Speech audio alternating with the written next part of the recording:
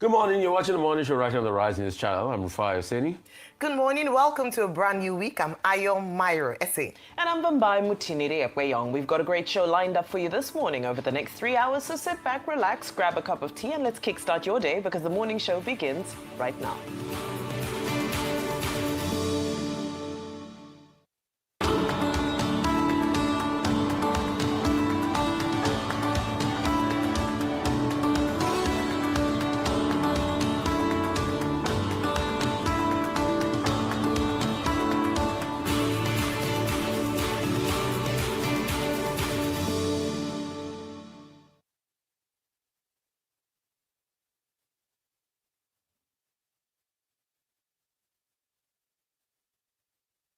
Amid growing concerns over alleged plans by United States President Donald Trump administration to attack terrorist formations in Nigeria, the federal government, while addressing the allegations of religious persecution in the country, rejected the United States designation of Nigeria as a country of particular concern, insisting that the nation didn't target any group based on faith.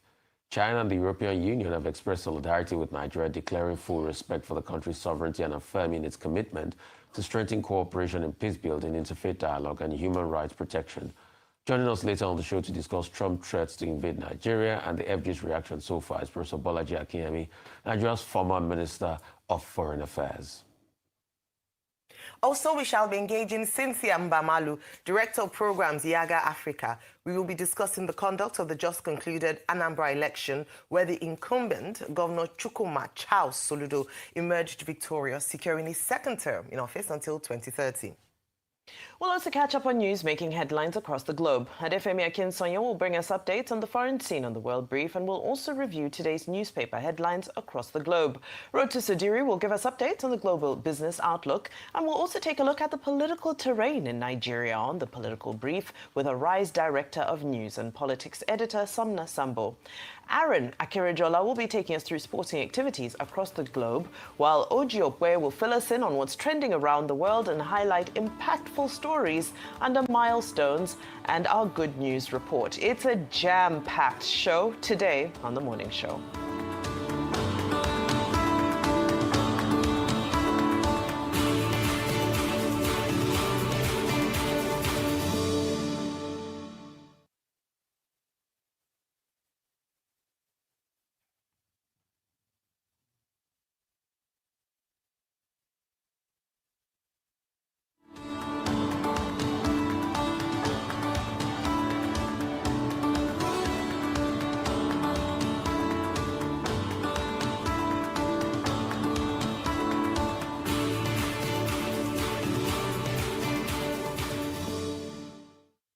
It's still the morning show here on the Rise News, and now we take a look at news stories making headlines around the globe. We start off with the Anambra election. All Progressives Grand Alliance candidate and incumbent Governor of Anambra State, Chukwuma Soludo, has been re-elected for a second term of 4 years, winning Saturday's election in a landslide. Soludo won the election with a commanding lead, securing approximately 72.4% of the total votes cast. A RISE correspondent, Omo Bazwaye, has the details. After a rigorous counting and collation of Saturday's governorship election results, the returning officer and vice-chancellor of the University of Benin, Professor Edoga Omoege, declared incumbent governor and candidate of the All Progressive Grand Alliance, Chukwuma Soludo, winner of the election. I therefore declare that Soludo Charles Chukwuma of the APGA, I will satisfy the requirement of the law and score the highest number of votes in this election, is hereby declared the winner and returned elected. Soludo polled 422,644 votes to emerge the winner, confining his closest rival, Prince Nicholas Ukachukwu of the All Progressive Congress APC, to a distant second position with 99,445 votes. Paul Chukwuma, the candidate of the Young Progressive Party, secured 37,000 756 votes, while the Labour Party candidate, George Mogalu, scored 10,576 votes.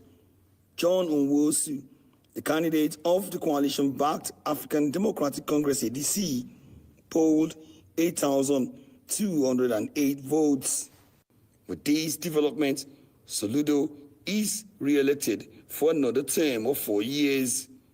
At the press conference in Awka on Sunday, APC candidate Nicholas Ukachukwu told journalists he's still gathering information from his party agents, after which he will take a decision on the outcome of the election, but believes strongly that APC has come to stay in Anambra politics.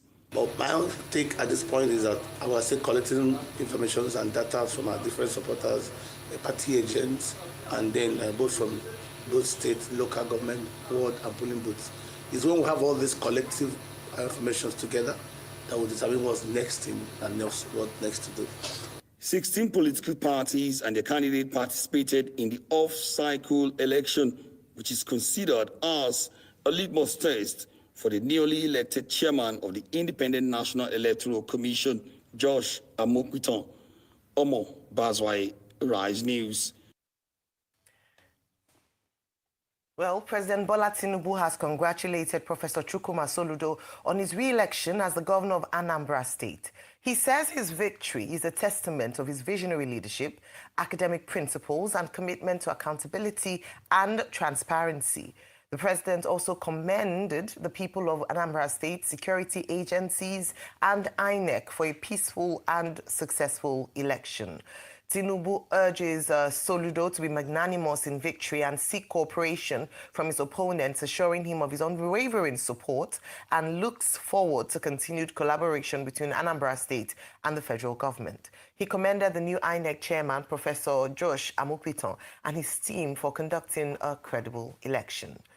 Meanwhile, Governor Chukwuma Soludo has extended a hand of fellowship to the 15 other candidates who contested against him in Saturday's governorship election, showcasing unity and inclusiveness. In his first public address in Iswafia, the governor praised the democratic process managed by the Independent National Electoral Commission, INEC, and thanked Anambra people for trusting his leadership.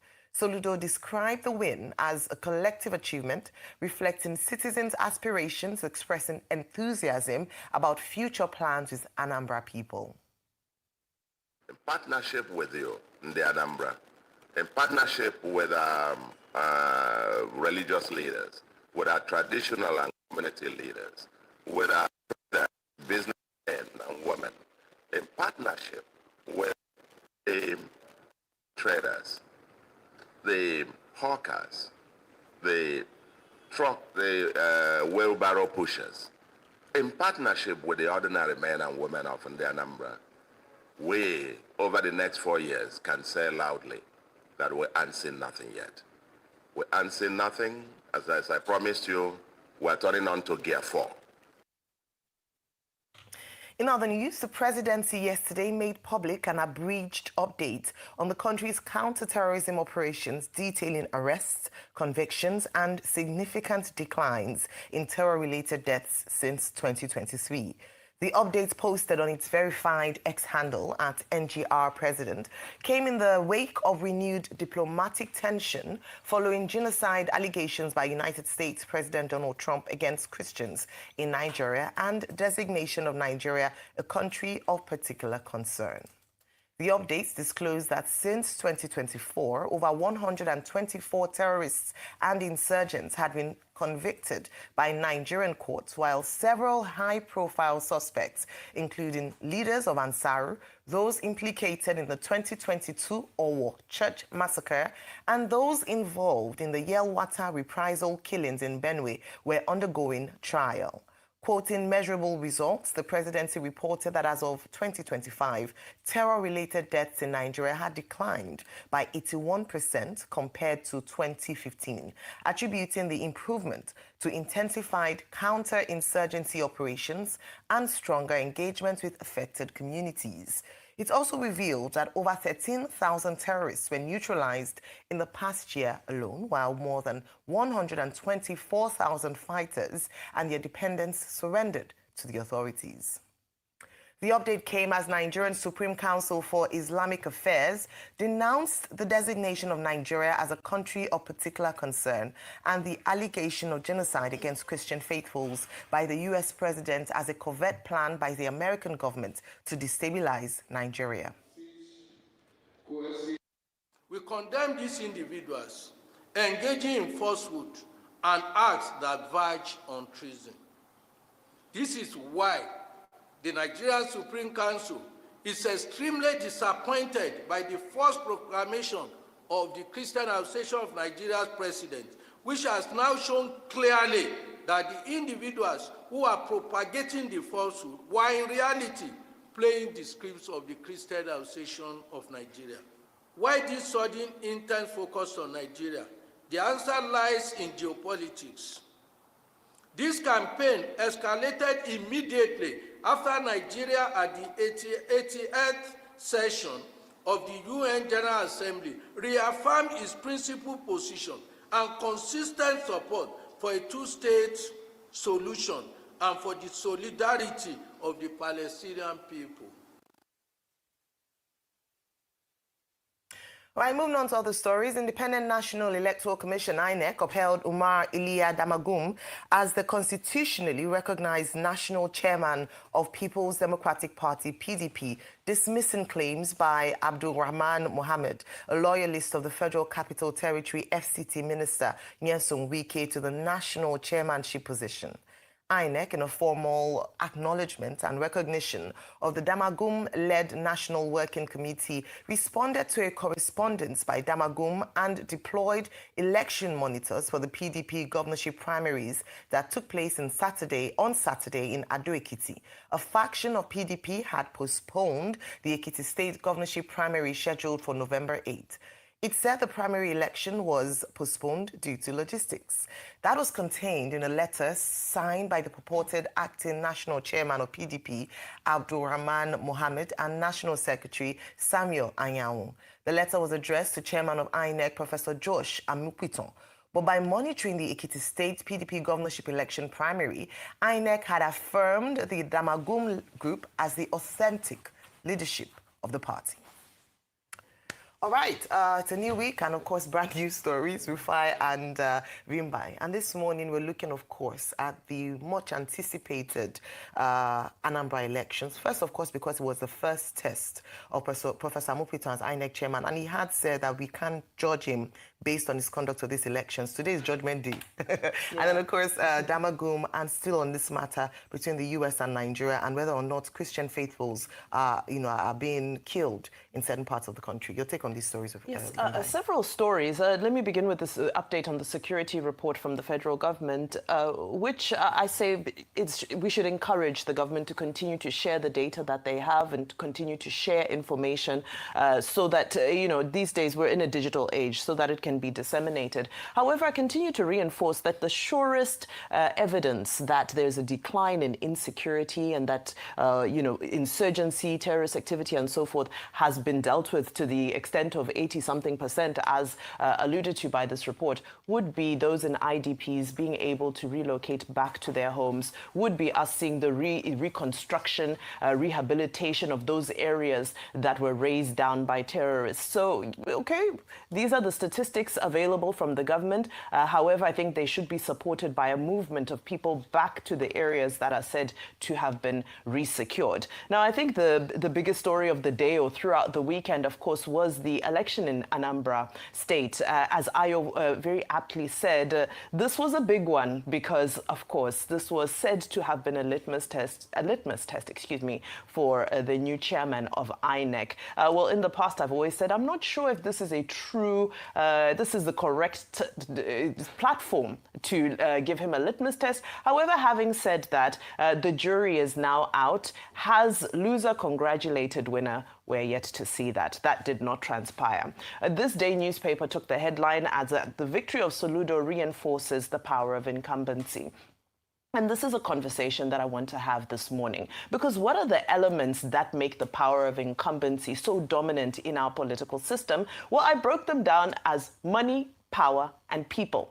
They're institutional, they're economic, they're political, and they're social. But let's take a look at money. Now, money has been a big conversation in this particular election and generally in the political space as we see pre-campaign electioneering, that's towards 2027. But even concerning the Anambra election, what we saw were allegations of vote buying, conversations around that. Even the winner of the election himself has alleged that there was a monetization of the process. Now, what does this tell us? It tells us that we need to take a closer look at the enfranchisement of our voters. It begs us to ask if people who are economically disempowered are able to deepen democratic processes. It begs us to ask the questions whether social welfare has to be elevated in order for our democracy to thrive and deepen. But again, having said that, there were just a handful of arrests concerning that issue, but it was interesting to note that all candidates, or most candidates,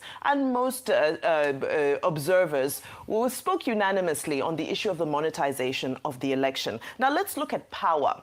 So power we can look at as the deployment of the security architecture, and we can look at it as the strength of the institutions. INEC, for one, is getting a positive review for a change. Why is that? Well, because the IREV was clean. There were well-written result sheets uploaded. There was a few glitches reported from the BVAS. And that process, even the electoral materials themselves, arrived on time in about 48% of polling stations. So from a logistics perspective, I think it's important for us to give this win to INEC. However, if INEC is the umpire that's supposed to create a level playing field, we have to look at all of the other factors, the pre-election factors, as well as the things that happen on election day.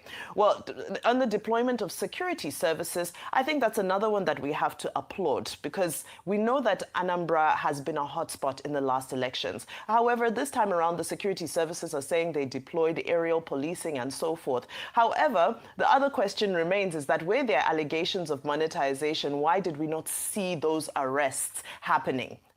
Again, there's a unanimous voice around that. Now, very quickly, I go to people. Just 20% of people came out to vote. Now, if you look at that from a bigger perspective, Soludo won with 74% of the vote. 74% of 20% is just 14% of people in Anambra State who gave him a mandate for a second term. It's unfortunate, but it's also a reflection of the fact that people are disillusioned. People have lost faith in the electoral system, and it's going to take more than an efficiently working BVAS and an IREV and logistics arriving on time to get people's buy-in in the electoral process. Absolutely. Get people's buy-in in the electoral process. Rufai, your judgment on the elections, Professor Amukriton, and of course the PDP story, if you want to take a stab at it, and the security situation in Nigeria. The most shocking part of the judgment for me was President Tinubu congratulating Amukriton for the elections. And I wonder, what is he congratulating him for? Is it for the failure? Vimbai, like your data points out, 48% of the polling units got their logistical materials as I went due. 48. If you get 48 over 100, is that not a failure? So maybe I'm at CEO. Since Fela sang about elections, after the 3 elections in Nigeria have constantly gone down. Like you said in your data, 20% of the people came out to vote. Is that not a death blow on Anambra that people don't even care about the president because they feel the president is a fraud, it's manipulated, it's a scam? Then there was open buying. You see, Anambra election now became highest bidder. Even the governor, it was vote bazaar. The governor himself came out to say that even if they pay 100,000 per voter, I will still win. So he acknowledged that there's an open vote buying market, and everybody was. The police architecture they put in there, over 55,000 police officers that they said, total failure. In fact, EFCC was parading people with money in vote buying. That's the picture. So that picture making it around is the reflection of Anambra election. So I don't know what we are celebrating in this election. Okay, congratulations to Soludo anyway. We got 422,000. He had a landslide. He trounced everybody and all of that. Yeah, triumphalism. But I don't know what we are celebrating. What we should do, we should be donating tears for democracy this morning, no? And like I said before, INEC was already failing. You and Dr. Abati were arguing with me that day. I still stand by that. But this has now for me, I have a first test case to justify what I said earlier on. I hate to be triumphalist in nature, but it happened because I know. You know why I told you INEC was already failing that time? Why? Because culture will eat strategy for breakfast. Ayo. Is this the first election you hear that they will bring 55,000 police officers? People will not still come out for vote. They will still be vote buying. In fact, this time, there's a new mix to it. Sausage roll and mulch and money. That's what they are sharing this time. So, congrats, Governor Soludo. Anyway, you've been given the mandate. You can change the lives of people. And I pray that it's going to be well with the Anambra. Other people are shouting and saying the election was cancelled. Please don't go to court. Too. I'm not advising you. Unwosu, the ADC person, don't waste your money. Don't go to court. Please. I'm not going to be there to say get to court. No, don't go to court. I'm being very brutally honest. As regards government saying an 81 decreased rates, you see, I'm not saying, I'm a patriot to the core. I want Nigeria to do well, but I'm not saying government should not espouse talking points. But let us do it with facts. He said 81% has dropped. But did the government also remember that as at 2024, Nigeria, that was already, I think, in position number 8 before, has climbed back to number 6 on the Global Terrorism Index. Our rating is 7.5 out of 10. Very unfortunate. So that means we're pass mark in terrorism. Pass mark 7.5 or 7.6 out of 10. If a child gets 7.5 or 7.6, is not pass. That's almost an A. That's almost an A. So that's where we are getting almost an A in terrorism. And we also like the government to show us the empirical facts to the statistics, because underreporting is even happening. So we like to show us the facts, how they got that 81% dropping, because the IDP camps are still flourishing everywhere. People are still doing things in the IDP camps. Secondly, as regards the Muslim Muslim Islamic Council saying that, is it that they are saying that there are no killings of Christians? Because I don't understand. You see, I don't want to go into that tunnel because it's a rabbit hole. It's not a fight between Christians and Muslims, because that's the way people have turned it now. Please, it's never a fight. All we're just saying is all Nigerian life matter. Christians are being killed en masse. Muslims are being killed en masse. Can we stop the problem? And all of this conspiracy theory and propaganda that because Nigeria supported the two-state solution and all of that, please, it's not about that. Those are conspiracy spewing talking points. Let us face the fact that people are dying. And we cannot collect, because you see, when we pass through this phase and the killing continues en masse, it is the same people that will come out and say people are dying. So should we close our eyes and say Trump is the devil when people are dying, rather than solve the problem? But as with always everything that destroys Nigeria is the fact that people will now make it about tribe, about religion, about your section of the country, and the country will never move further.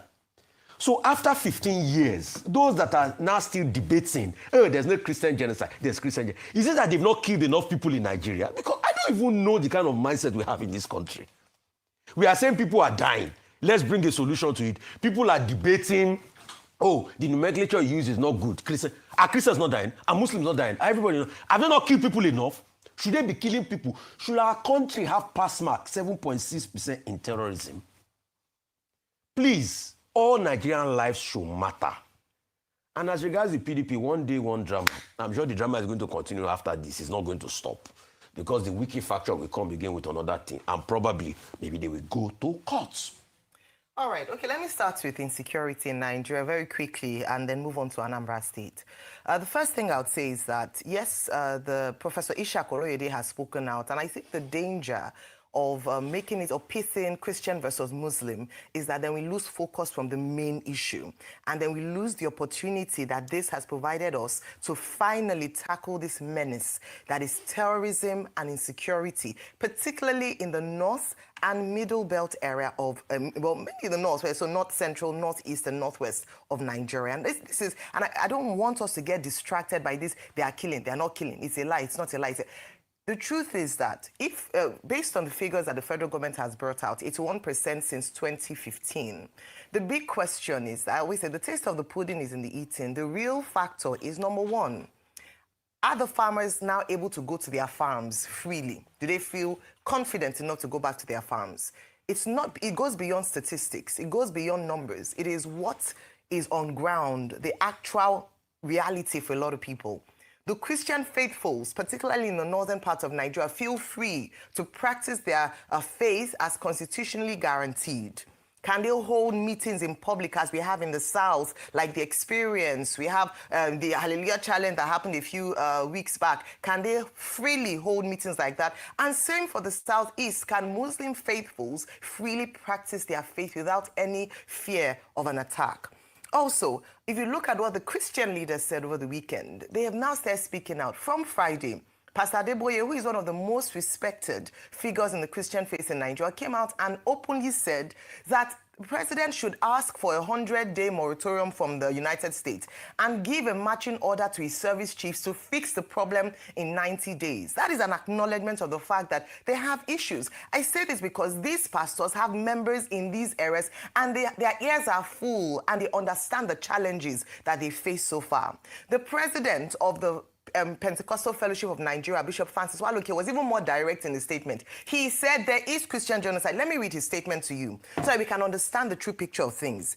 He said, incidents including the killing of Deborah Samuel, the abduction of Leah Sharubu, the Chibok girls, and attacks in Benue, Taraba, Southern Kaduna, Owo, in Ondo State, Niger, and Plateau State. Hundreds of Christians and pastors have been killed. There is Christian genocide in Nigeria. No Christian group is attacking Muslims. The patience of the church is being stretched, is what he said. So there are people who are now coming out. I was watching a live by Reverend Dachomo yesterday, and he was speaking about how many people they've had to bury in Plateau, in Jos, in Benue State. For how long do we want these killings to continue? And truth to it, when it comes to terrorism, they don't ask you for your religion before they drop bombs or kill, or bandits come to sack an entire community. And so what we're speaking up for, let us not get distracted. This is an opportune time for us as a nation to fix this problem that has belabored the nation for 15 years. Let Christians and Muslims, as guaranteed by the Constitution, be free to practice their faith. Let us not turn a deaf ear in the name of politics or trying to, beauty of the situation, and not take this opportunity to fix a problem that many Nigerians have suffered for too long. I think that's very important. So in speaking, let's be responsible. Let's not play politics with human lives. Let us take responsibility for the lives of people that many of them have entrusted in their leaders. Now, moving on to Anambra elections, let me talk about, the fact we've seen the numbers out there, over 70% landslide, clear winning. And that's why I agree with you, Rufai, because there's almost the basis for challenging the results in courts. The truth is that Soludo was able to sweep all 21 local government areas, doing better than his 2021 outing, where he swept 19 out of 21 local government areas. And what worked? In fairness to Anambra State, the security agents pulled their weight, because we heard little to nothing in terms of security infractions, even in hotspots, especially Ihiala local government area. It seemed a bit calm. I think 1 or 2 incidents, but nothing as drastic as we would have seen in other elections in the past. What didn't work? Rufai Vimba, you talked about the unfortunate logistical problem that INEC has had for so long, and unfortunately for Professor Mupiton. I wish I were coming here this morning to say kudos. We have seen a new INEC. They still had those challenges, and I don't know how we can fix it. We can say, oh, it's cultural. They call something in Nigerian time African time. But the truth is that when there are important meetings to be had, or where there are penalties, we do see people wake up. So it can be done. It can be fixed. It is still a problem. And it has other ripple effects for other areas when it comes to election. Another area was voter turnout. In fairness to this election, in the 2021 election, only 10% of people came out to vote. This time, 21%. So there was an increase 11%, but not anywhere close to what we should be seeing, especially where we should have more youth, young people coming out to vote for their preferred candidate. What didn't work as well is the fact that people do not trust the system enough. And so when we look at the person or the mandate given to Soludo, it's unfortunate that only 21% of people who registered to vote came out to vote. And so more voter education is required, more trust in the system and election. And finally, I'll say this for Soludo, and that is this. You have won the election second term. I'll end with what Professor Chris Ngige, who was the former governor of Anambra State, the advice he has given. He said that when mistakes through actions or inactions were made, this is a golden opportunity for you, sir, to correct what you have done or the work you've done before. Security. Sit at home is still present in Anambra on Mondays. Today it is unproductive in the state. Can we fix that in your second term? The second part, of course, is economic prosperity for the state. He's an economist in himself, so I believe that this is an opportunity for Governor Charles Chukwuma Soludo to build up on the work he has done and hopefully, merits the trust that has been given to him by the people of Anambra in the last election, at least the 21% that voted.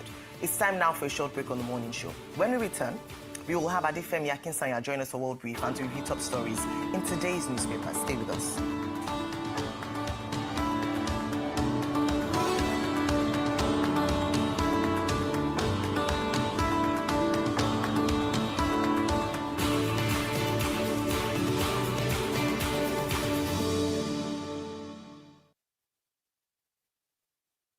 Solar energy has improved the lives of Nigerians in the sense that we can have a cleaner environment and thereby preserving the earth for future generations. Our mission is to ensure we develop and deliver locally acceptable, contemporary, and innovative solutions in partnership with global organizations to ensure that we become the first and the trusted choice for Nigerians. So the option of having a solar solution at just 30% equity already ensures that you have money back in your pocket, because then you can then pay on a monthly basis over a period of time, which, if you compare with the fact that you're also paying grid, is actually more affordable over a period of time. Then you can have your access to power under your control at every point in time for up to 10 years.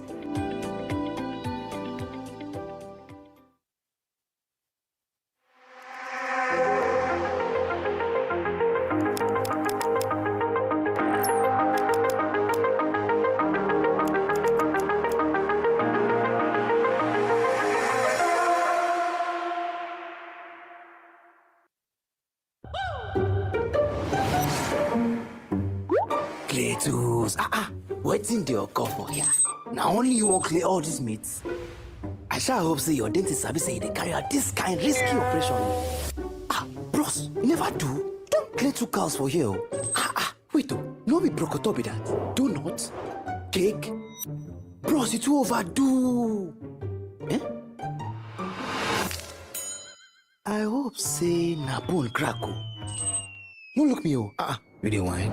That's what happens when you overdo things. You pay a huge price. Unless, of course, you're shopping on Jumia Black Friday. From October 31st to December 1st, overindulge in everything you've always wanted with no regrets. Just savings. Download the Jumia app now. Jumia, joy delivered.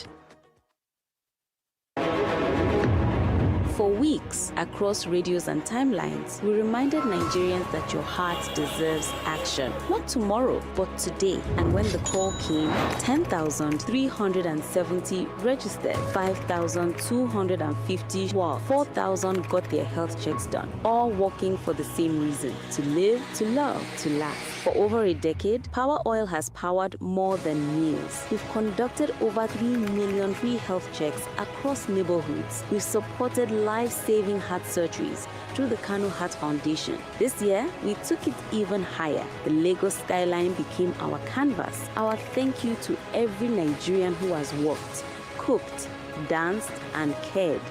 Because consistency builds trust, and trust powers change. Power Oil, certified healthy. Power Oil Light is certified fit. Together, we've made a choice that lets every heart thank you. Hello, Nigerians. Your dream of owning a home is closer than ever. The federal government, through the Ministry of Finance Incorporated, has launched the Ministry of Finance Incorporated Real Estate Investment Fund, MRIF, designed to make homeownership a reality for everyday Nigerians. With MRIF, you can secure mortgage at a fixed rate of 9.75% per annum, repayable over up to 20 years. Even better, you only need to contribute 10% of the property value as your deposit. That means the house you've always wanted could be yours sooner than you think. This opportunity is open to all Nigerians at home and abroad, and to developers building quality housing. Don't wait. Visit www.mreif.com.ng today to sign up or walk into any of the participating banks. MRIF, your path to home ownership. This fund is managed by ARM Investment Managers. Natural sun-ripened yellow corn, individually whole-flaked to preserve its natural goodness. That's what makes Nasco cornflakes truly whole-flaked.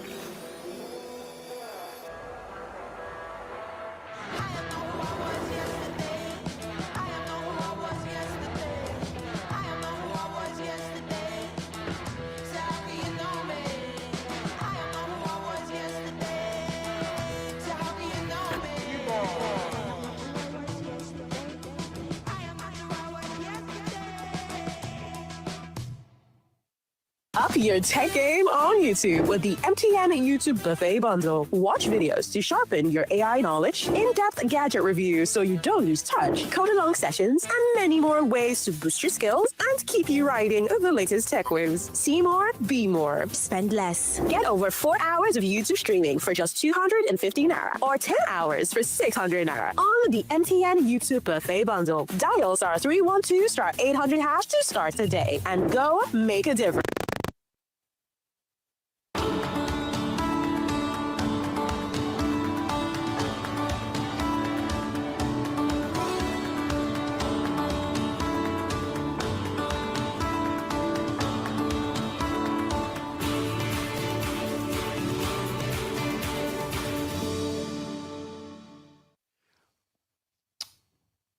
Welcome back to the morning show.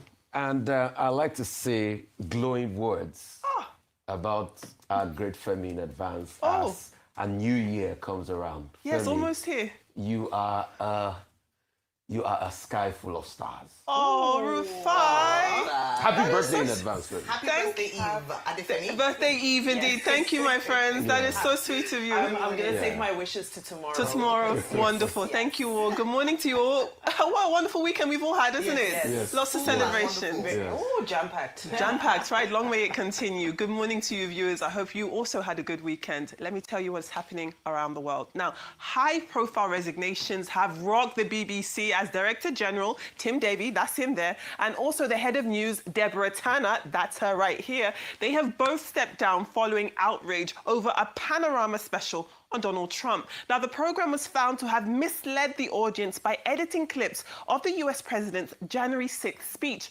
prompting accusations of bias and of major credibility crises for the broadcaster. Now, this is what the documentary implied Donald Trump had said. Let's take a listen.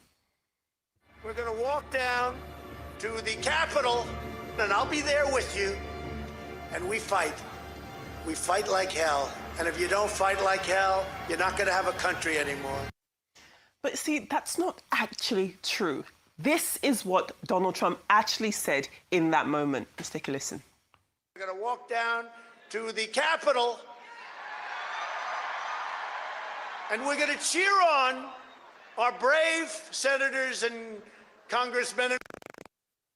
Well, did you hear the difference? There definitely was one. Well, a British newspaper, The Telegraph, it published details of a leaked internal BBC memo that suggested the Panorama programme edited two parts of the Trump speech together. But the truth is, those clips were actually 50 minutes apart. So he appeared to explicitly encourage the Capitol Hill riot of January 2021 when that's not actually what he said. Now, in their statements, both Davie and Turness cited the ongoing controversy and damage to public trust as key reasons for their exit. It is the latest in a string of troubles for the BBC, including accusations of bias in BBC Arabic's coverage of the Israel-Gaza war. And there's also been issues of editorial disputes and falling audiences also. Now, this does leave Britain's public broadcaster facing renewed pressure to rebuild its reputation. Well, staying in the United Kingdom, and the country's Foreign, Commonwealth and Development Office has issued a fresh travel advisory warning its citizens to stay away from 21 Nigerian states.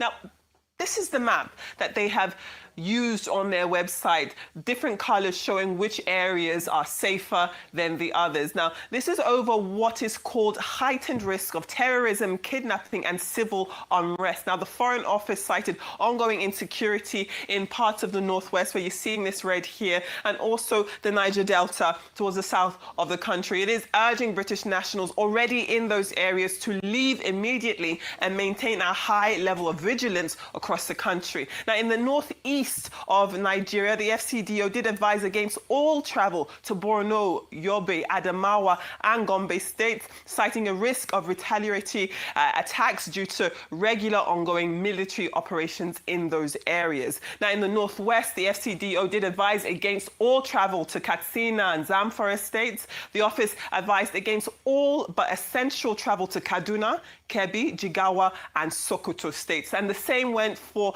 the likes of our northeast regions, so the likes of Niger, also Plateau, Kogi too, Taraba, all of them, as well as Abia State towards the south, have been put together as places where we need more vigilance for British citizens.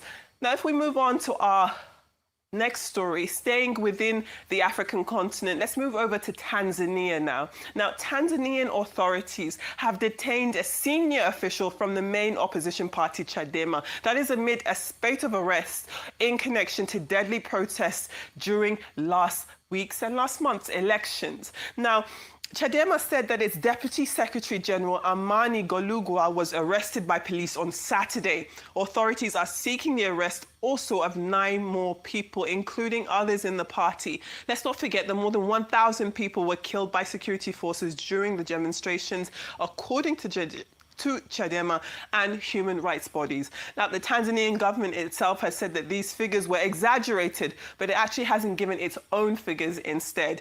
Tanzanian authorities have also charged more than 2,000 people with treason after last week's protests. These charges could carry the death penalty, though no executions have actually been carried out in Tanzania since 1995. And finally, before we move on to papers, within the United States, U.S. Senate has voted 60-40 on a key step towards reopening the government. Now, the vote came after a critical group of 8 Senate Democratic centrists reached a deal with Senate GOP leaders and the White House to reopen the government in exchange for a future vote on extending enhanced affordable care subsidies. Now, there is far more to come before the government can reopen.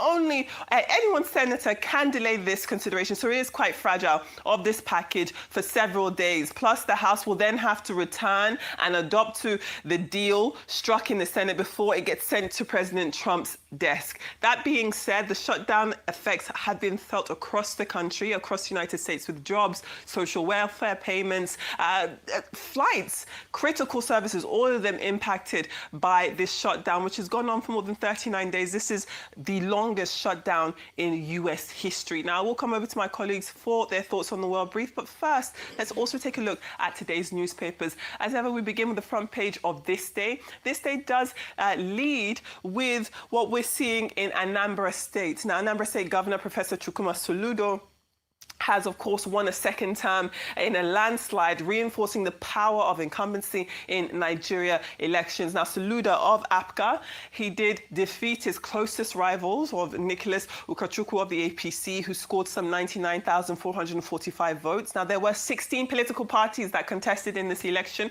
which was conducted largely peacefully by INEC, though it did face claims of voter apathy and alleged vote buying. The President Bola Ahmed Tinubu, and the Nigerian Governors Forum have congratulated Soludo for his victory, praising his leadership and promising continued collaboration with the federal government. Now, Soludo himself has pledged to consolidate on his achievements during his first term.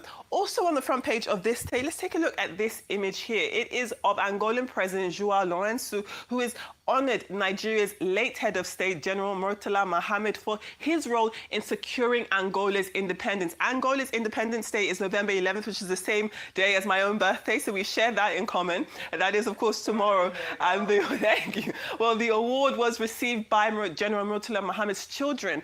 You have Abba Riska Murtala Mohammed and Aisha Mohammed Oyebode, who were there during the celebrations in Luanda, over in Angola, marking Angola's 50th independence anniversary in their capital. Let's move over to the New Telegraph this morning, which does lead with AMCON's handover of Tinapa Business and Leisure Resort to the Cross River State government. Now, this marks what Governor Basiotu has described as the rebirth of a legacy project. Now, the governor pledged to transform Tinapa into a hub for tourism, manufacturing and technology after years of inactivity and vandalism, essentially. Also on the front page of the New Telegraph, just here, it is what we were just talking about during the World Brief. It is the UK government issuing a fresh travel advisory warning its citizens against travel through some Nigerian states due to rising insecurity, kidnappings, and other inter-communal violence examples. Now, the advisory does list, as we already discussed, Borno, Yobe, Adamawa, Gombe, Katsina, and Zamfara among the high-risk areas, and cautions against non-essential travel to several others, including parts of Abuja. Let's move over to the Daily Independent this morning and take a look at what they've got for us. It does lead with sky-high fares in Nigeria blamed on expanding web of federal government levies. Now, from the 1st of December, the NCAA will begin collecting an additional $11.50 advance passenger information system charge per international ticket. This is a move that could generate nearly $1 billion over 20 years. Now, travelers and industry players say that the new levy will further inflate already high prices in the market and worsen Nigeria's status as one of Africa's costliest air travel markets. Let's take a look at the Daily Trust. The Daily Trust this morning does report that INEC chairman, Professor Joash Amukutan, has faced or is facing controversy over this 2020 legal brief in which he allegedly described Boko Haram attacks and Fulani herdsmen killing as genocidal campaigns against Christians. Now, the federal government has remained silent on this issue so far, while the Supreme Council for Sharia has called for his removal. Now, some legal experts have argued that his past opinion does not conflict with his current role. It'll be very interesting to hear your thoughts on that. Let's take a look at the Punch, however. The Punch does lead with over 3,000 delegates being set to attend the PDP National Convention in Ibadan. This is clearly amid this bitter clash that we're seeing within the party. You've got the acting national chairman, Umar Damagum, backed by governors, facing opposition from Isom Wike's camp, who are, of course, led by suspended National Secretary Samuel Ayamu. Now, conflict and court rulings have intensify the dispute, with Damagum's faction insisting that the convention will go ahead, while you've got Wike's group calling it illegal. A lot happening there on the front page of the Punch. Let's take a look at our next paper today. We've got the Daily Sun, and the Daily Sun does report that Nigerians are decrying house rent hikes. Seriously, this is something that is continuing to balloon and spiral. They're saying agony is spreading. This is something that is happening nationwide. We're seeing increases from 50 to 90% across major cities. Here in Lagos, both residential and commercial rents have skyrocketed, forcing many families and businesses to relocate, downgrade, or even default. Now, the Lagos State government says it plans to enforce a flexible rent system that can cap agency fees to protect tenants. Now, let's take a look at our African papers. We've got a very strong headline here on the standard of Kenya. Vimbai actually sent this to the group this morning, and it really woke me up out of our sleep. A trinity of terror, they're calling it, spotlighting rising repression in East Africa. It reports Ugandan President Yoweri Museveni admission that 2 Kenyans were tortured in Uganda, while Tanzanian President Samia Suluhu's bloody re-election has drawn comparisons to authoritarian rule. The paper goes on, and the article itself goes on to warn that Kenya, Uganda, and Tanzania risk sliding towards 1930-style dictatorship, likening the region's political climate to Europe under Hitler and Mussolini.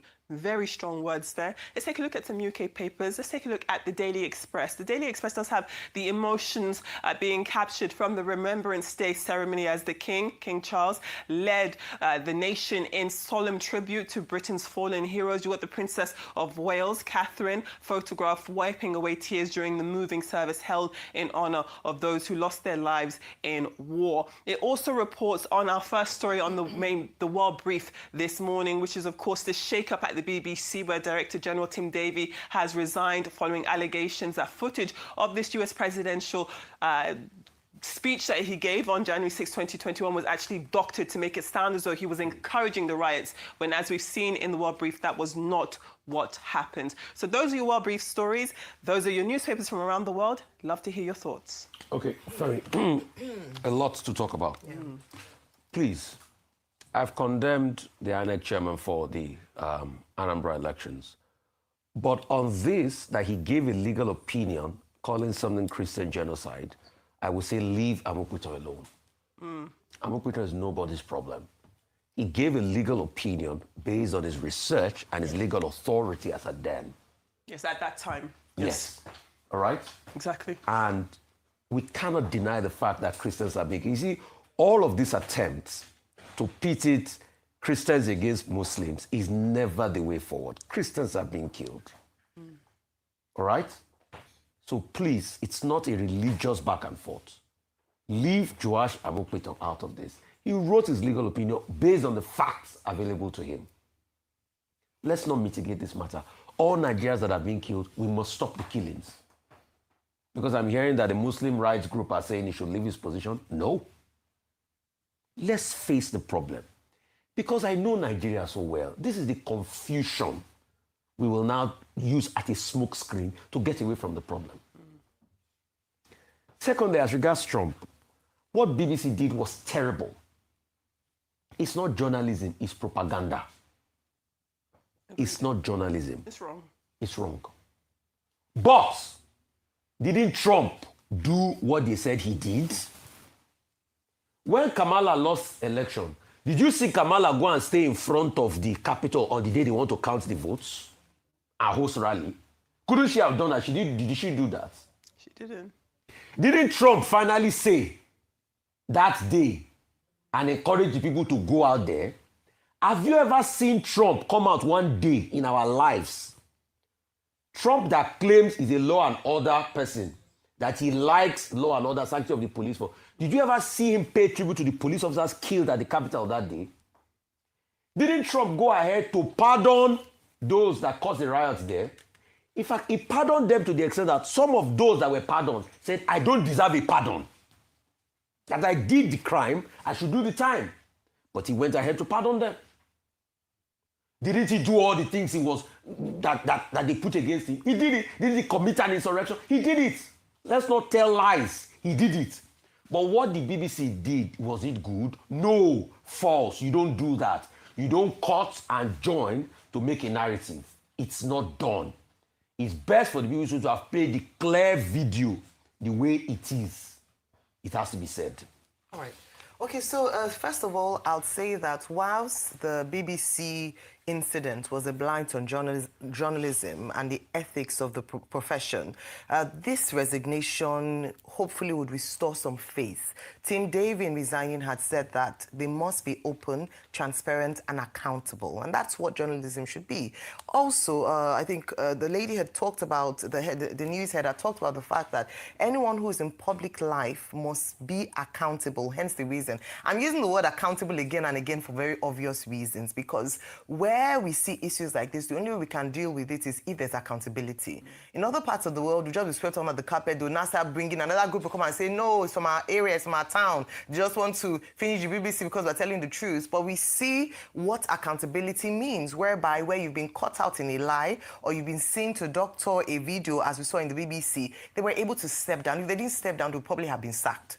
You know, so I think it's a good move. But what it then does for the BBC, especially the Arabic service, which has been said now that maybe there's a propaganda with their reportage of what's happening in Gaza, is that it then questions their integrity. It questions, the news report. And I don't know how long it will take for them to win back the trust of people, because trust me, if nobody else, but Trump will continue to bring up this matter again and again and refer to it as to why or not the BBC should not be trusted. But I think, this is a good move in trying to uphold the very revered, role that journalism and media plays in democracy, and how it can shape opinions, shape public opinion. Very important. Absolutely. And then moving on to the Anambra election, one thing I didn't mention earlier was the opposition parties and what it says about opposition parties in Nigeria currently. The PDP came 6th at FME. Yes. They were only, Eze-Nwafor was only able to get 1,401 votes. PDP.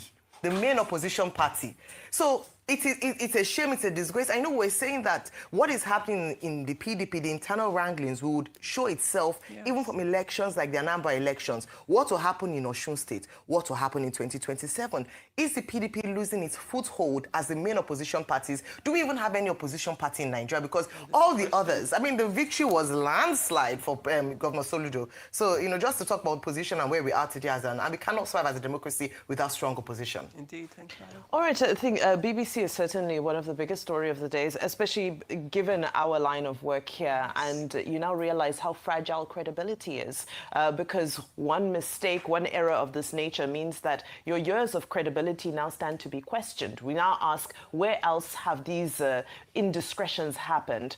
Has this been intentional? There are different narratives. Some are saying it was an intentional, narrative spin, and some are saying, well, it was just an oversight, because the BBC is such a huge organization that sometimes the ball gets dropped. However, what's emerging is the fact that there is tension between the board and the newsroom. And this is something that I think happens in all media houses, because you have to remember that media, at the end of the day, is at the intersection of business and duty and responsibility to the public. You pay TV rights money. You pay TV rights money, but it's TV rights money. However, it still has it's not profit, but it's still not a clear business. example of business. It's not a profit business, but the organizational structure is that of a business model. But anyway, having said that, I think it's time for us to have these conversations. We have it about Rupert Murdoch. We have it about there's so many media empires that we've now had to sit down and have a conversation about and say, what do they really stand for, especially in this polarized era that we live in. Now, very quickly to East Africa. Thank you so much for taking that newspaper headline. It's terrifying for me, the trinity of terror, as they're calling it, Tanzania, Uganda, and Kenya, especially because over the weekend, Museveni, who is on the campaign trail, had openly alluded to the fact that 2 Kenyan activists had come into Uganda. They came in 39 days ago, supporting Bobby Wine, Robert Chagulanyi, and they disappeared. And he openly said that, well, Kenya called them and said, well, you can keep them in Uganda or you can deport them and send them back. And he said, well, he chose the option to keep them in the fridge. So we don't know what that means, but those 2 activists, 39 days now, according to Museveni, they're in the fridge, and this is scary. As I must round up at home in Cross River State. I congratulate Cross River State and Governor Prince Bassi Otu on the return of our glory. Tinapa Resort is one of the glorious monuments of Cross River State. I hope we can rebuild it, restore it back to its former glory, because it was truly a beacon of the state. And also congratulate him and his family on the wedding of his son, who wed over the weekend, Frank and Sylvia. Wishing you a happy married life. Thank you. All right. Thank you so much, Adefemi. And we look forward to a birthday edition of the World Brief tomorrow. Thank you so much. See you tomorrow. We'll take a short break now. When we return, we will have Rotus Odiri to give us updates on global business activities. Rotus is back. Stay with us.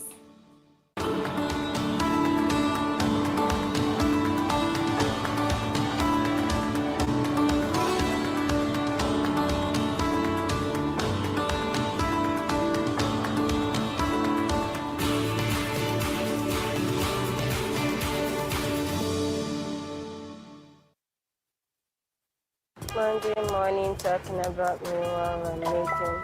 Starting and growing a business can be tough. Debits? Especially with insufficient funds. This business is becoming too expensive. My children need to start feeding me. These figures are not smart. At Access Bank, we love SMEs, from business loans to flexible cost savings account. We've got the solutions to help your business thrive. With our Diamond Business Advantage account, you can easily access financial support, business tools for growth, business loans, and opportunities to meet and interact with other business owners. Dream big and elevate your business to the next level. To learn more, visit www.accessbankplc.com/business/SME-banking or walk into any of our branches to get started.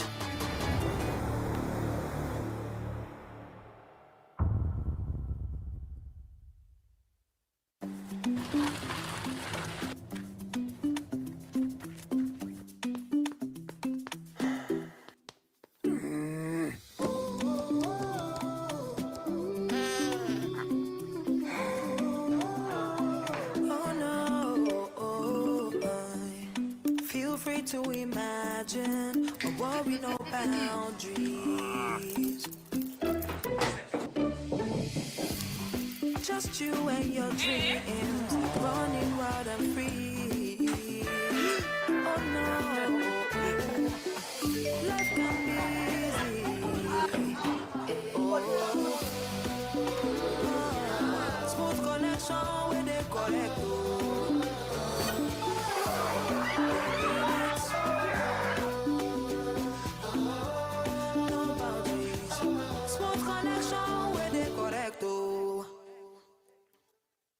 What wakes you up in the morning? Is it the sunrise? Is it the alarm? No. It's your dream that wakes you every day. It's what drives you like a powerful engine. That's why you start strong every day with the rich, creamy taste of Nescafe Original 3-in-1. Carefully crafted from selected coffee beans. You are on your hustle, and you won't stop until you succeed. Start strong. Finish strong. If you know, you know. And if you don't, better pay attention. Jumia Black Friday is here. It's the one time of the year where you can get all the things you've always wanted for way less. Because Jumia's biggest deals are about to drop on everything from phones and electronics to clothes, beauty products, and so much more. Do pass yourself and get whatever you want and more with no regret. Just savings. Mark your calendar so you don't miss out on Jumia Black Friday this year. Download the Jumia app now. Jumia, joy delivered. Compliance professionals, don't miss Africa's premier compliance event. Afrexim Bank, in partnership with the National Bank of Rwanda and Rwanda Bankers Association, presents the Compliance Forum. Attention, all foreign nationals in Nigeria. Did you miss the expired visa amnesty that ended in September? Don't panic. The NIS has got you covered. The Post-Amnesty Voluntary Return and Documentation Program is now open. Starting from October 13, 2025, simply walk into the nearest immigration command for registration and documentation.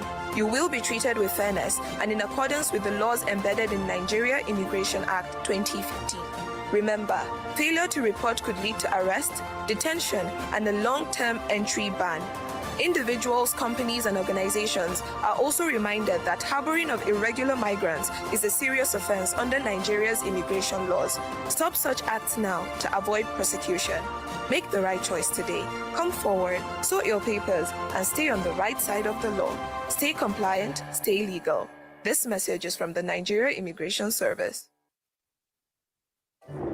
The President of Petroleum and Natural Gas Senior Staff Association of Nigeria, PENGASN, Comrade Engineer Festus Osifo, on behalf of NEC, welcomes invited guests to a one-day summit on the future of pension in the Nigerian oil and gas industry. Date, Thursday, the 13th of November, 2025. Venue, Transcorp Hilton Hotel, Abuja. Time, 10 a.m. prompt. Special guest of honor and distinguished speakers, the Director General of PENCOM, the Managing Directors of Closed Pension Fund Administrator and Industry HR Directors. This summit brings together industry experts, retirees, former and serving CPFA board members, regulators, and other key stakeholders, all focused on strengthening compliance, improving benefits, and building a sustainable, innovative pension future for workers in the oil and gas industry. Come, let's secure the future of those building Nigeria's energy sector.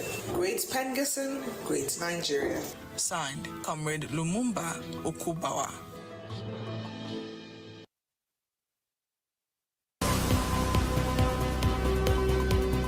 You're watching Arise, the world's standout news channel. Arise News, awards and beyond.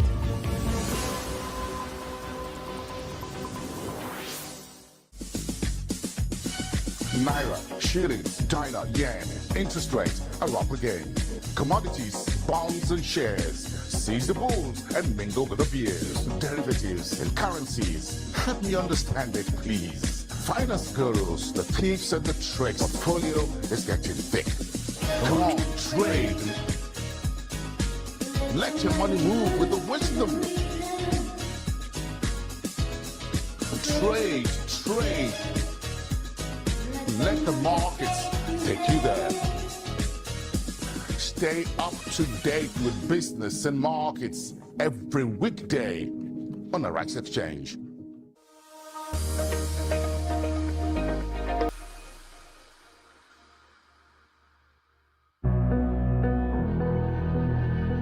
Feel the pulse of the planet.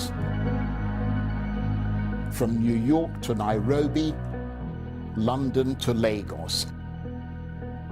Our world is connected. Our stories intertwined. Join us as we navigate the news that shapes our lives. News through the voices that live it, the experts that make sense of it, and the leaders that shape it. Our network of correspondents around the world ensure that you don't miss a thing. Trust us to bring you unfiltered news, deep dives, and powerful conversations. The world never stops, and neither do we. Every second counts, and every story matters. Give us 60 minutes, and we'll give you the world.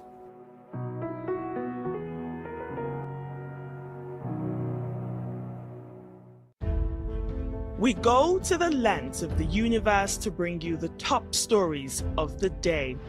From the breaking news to the big stories, from Nigeria, across Africa, and the world, we bring a unique perspective. A Nigerian perspective, an African understanding of global events as they occur. Politics and policy, people and events. Thought leaders and newsmakers, innovation, technology, culture, and the arts, as well as everything else in between.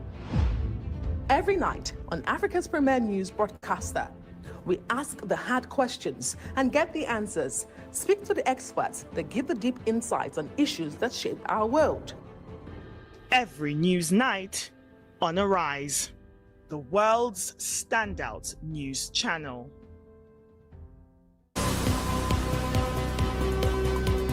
You're watching Arise, the world's standout news channel.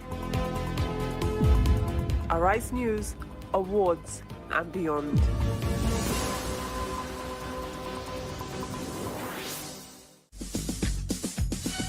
Naira, shillings, China, yen, interest rates are up again.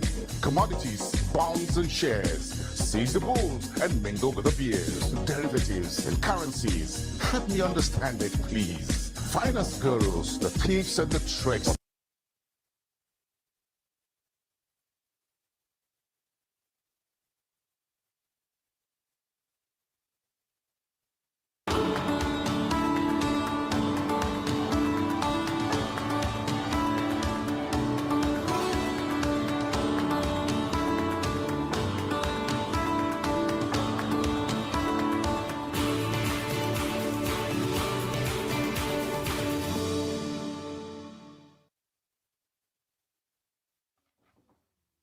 All right, welcome back to the morning show here on Arise News. It's now time for Global Business Update. Somebody's back in the studio. Rotisa Diri, after all your travels, welcome back. Wait, Vimba, you were part of the travels, eh? Good to see you. Ayo, good morning. Rufai, good morning. You're a great travel buddy, by the way. Yeah, exactly. Great travel buddy, but I will not be driving with you. I will not be in a car that you're driving again. All that hip-hop. It was he plays fun. hip-hop, It was then fun. he drives. Loud music to keep the body going.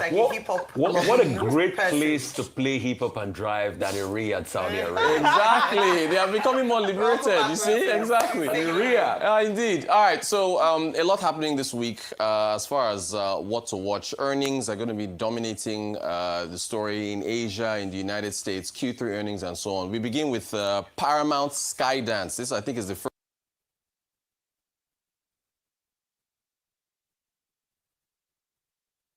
the Plus streaming service. They're going to be reporting their earnings since that merger. Also, CoreWeave, it's in the AI space, a tech company that's up about 160%. That's later today. We're going to get those numbers today. For tomorrow, MOFI, Ministry of Finance Incorporated in Nigeria, is going to be putting its real estate fund on the exchange, the Nigerian exchange. It's going to be listing. So there's going to be a lot of talk about mortgages as we move forward. So they want to raise capital in order to provide liquidity to Nigeria's mortgage space so that you can live the Nigerian dream, get married, buy a house and so on. SoftBank also releasing earnings tomorrow. The Vision Fund, of course, investing a lot in artificial intelligence and the like. So see what happens. Wednesday, OPEC will be releasing its monthly oil reports for November. You've seen how oil has been seesawing with, extra production coming from the likes of Canada, Brazil, Donald Trump wanting to produce, more oil in the United States. So oil, of course, has been, it's been pretty volatile and pretty low. So we'll get that on Wednesday. We also get earnings from Foxconn, which is one of the major partners of Apple. Foxconn, of course, also partnering with NVIDIA. They're going to be building out, data centers and so on. Electronics maker, we get that. Thursday, Disney will be releasing its earnings, JD.com as well. In the e-commerce space, Disney, of course, in the entertainment space. This Friday here now, this is China Singles Day. Notice it says 11/11, which really should be Tuesday. This was, of course, I think it was Alibaba that started Singles Day for China in 2009. It was supposed to be targeted at single college students in order to get them to spend more money. It's now taking on a life of its own. So we put it on Friday because the campaign for Singles Day actually ends on Friday. It has now turned into this big thing to where they're trying to get more people in China to spend more money. It's gone beyond single people now. It's just anybody just get deals like, Black Friday and all this Thanksgiving stuff is going to come up. And then also Nigeria inflation figures. We expect, we get those on the 15th, but the 15th falls on a Saturday. So we're expecting that from the Bureau of Statistics on Friday. As you see, Nigeria's inflation has been decelerating now. I think, what was the last print? 18% or so year on year. So we'll see what happens with that. Speaking of inflation, CPI coming in for, before that, Donald Trump, the big story, of course, is we had some Senate Democrats that broke ranks with leadership to advance a procedural vote in order to try to get the shutdown to end. So Trump, I think their Air Force One just last night gave a short update on that he's optimistic that is going to be resolved soon. Let's take a listen. Getting very close to the shutdown. We'll never agree to give any substantial money or any money to really prisoners, illegals that come into our country. And I think the Democrats understand that. And it looks like we're getting close to the shutdown ending. You'll know very soon. Thank you very much. Yeah, so, we'll see how that, goes forward. But we've already seen people like Chuck Schumer and a number of others, saying that this is not a good day, that they should have held firm. But, look, we're at 40 days now, longest shutdown. Airline flights are being canceled. Thanksgiving is coming up. So I think a number of those Democrats don't want to go and face their constituents and have to make their lives hard, although Republicans are facing that pressure as well. So on the back of that, we've seen stocks climbing. Futures in America are pointing upwards. Asian markets are up. I think the biggest jump was in Korea with the Kospi. But across the board, we have some IPOs. There's this interesting company called, I think it's LensCrafter. So there's a new, an eyewear maker in India that did its IPO today. So, there's a number of reasons. We had some big, pullbacks last week with the fear of an AI bubble, but we seem to be having a rebound this morning. So Asian markets are on the up and up. And also part of that story is inflation in China. So this, of course, has been a deflation story. Prices have been falling, but we see CPI coming in at 0. This is year on year. Consumer price index coming at 0.2% year on year. This is for other fake places. This could be a month-on-month number. It was down by 0.3%. They're saying it's because of the holiday period and holiday spending that's kind of pulled prices up. PPI, though, still at a 3-year low, falling by 2.1%. This is, of course, the producer side of the equation. What it costs for producers to put for, to produce what they sell, and then core CPI when you strip out volatile energy and food at 1.2. But if economists are saying this is temporary and that we're still seeing deflationary pressure in China.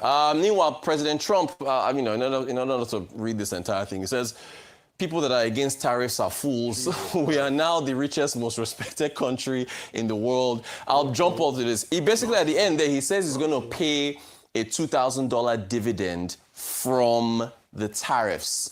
Essentially, he says America is bringing in so much money, although the official number is about 90 billion, just under 100 billion so far.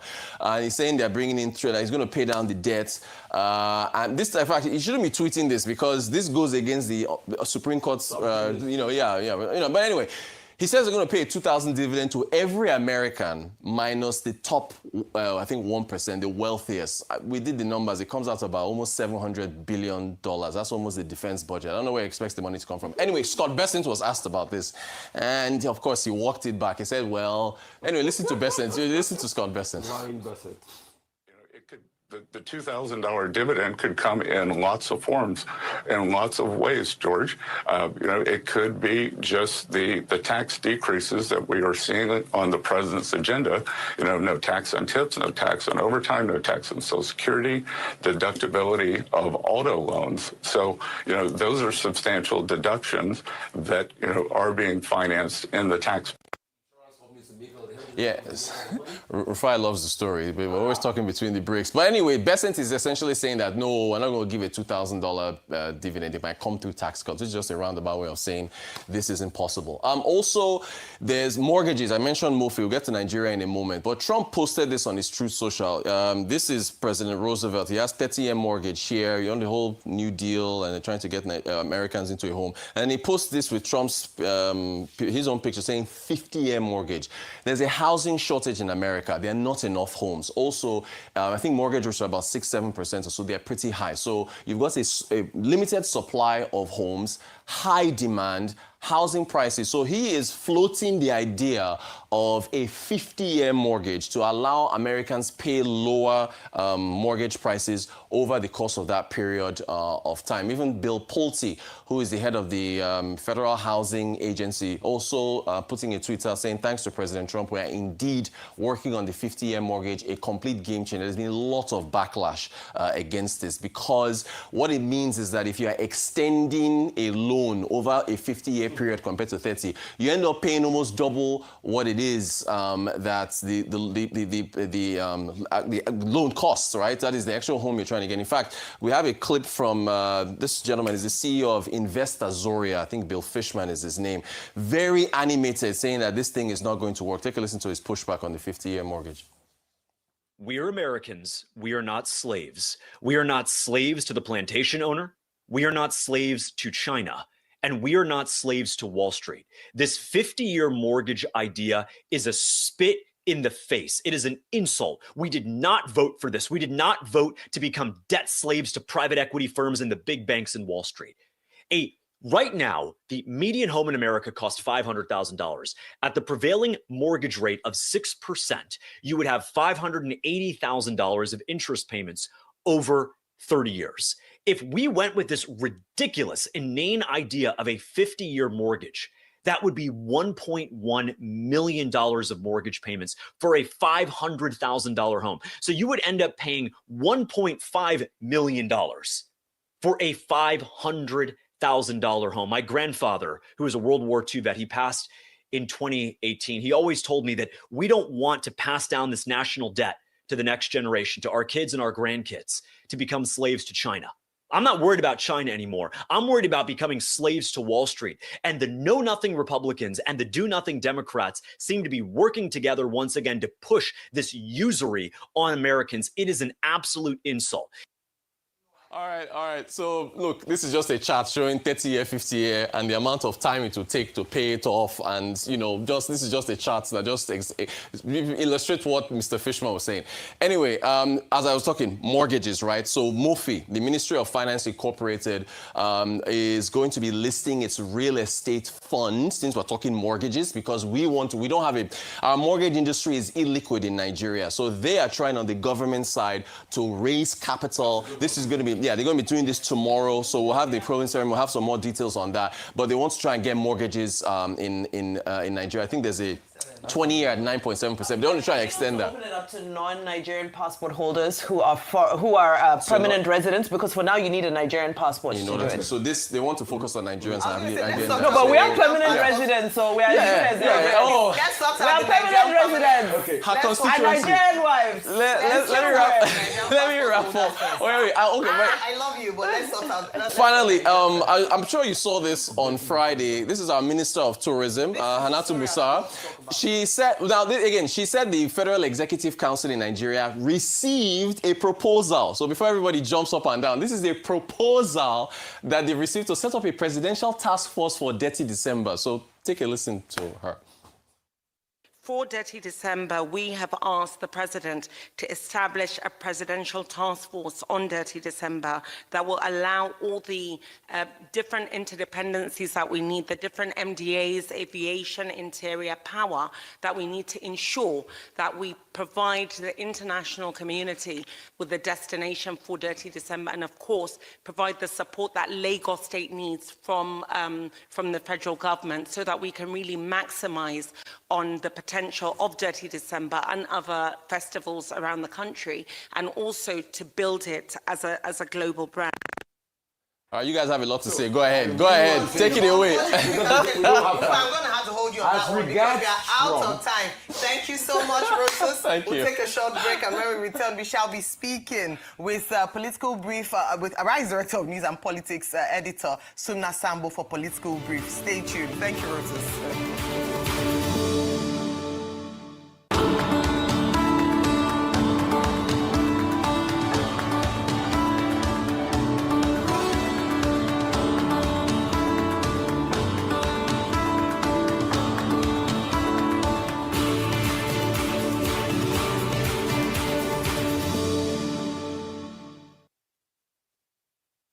Monday morning talking about renewal and meetings.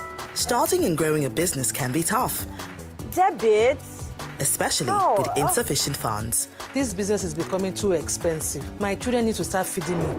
Oh, these figures are not smart. At Access Bank, we love SMEs, from business loans to flexible cost savings account. We've got the solutions to help your business thrive. With our Diamond Business Advantage account, you can easily access financial support, business tools for growth, business loans, and opportunities to meet and interact with other business owners. Dream big and elevate your business to the next level. To learn more, visit www.accessbankplc.com/business/SME-banking or walk into any of our branches to get started.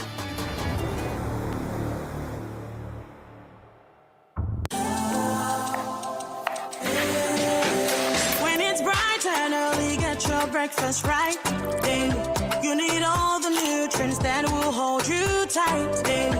Stay in power, you find it all in Peak daily. Every move you make, Peak's got you all the way, yeah. And the beat goes on. Power on every morning with our Peak breakfast to make the most of every day. Peak, reach for your peak. Compliance professionals, don't miss Africa's premier compliance event. Afrexim Bank, in partnership with the National Bank of Rwanda and Rwanda Bankers Association, presents the Compliance Forum 2025, this 12th to 14th November in Kigali, Rwanda. Registration is now open. Exploring the theme, embracing AI to promote and secure trade through a modern AML, CFT, and CPF compliance framework. To reserve your place, register now at acf2025.com.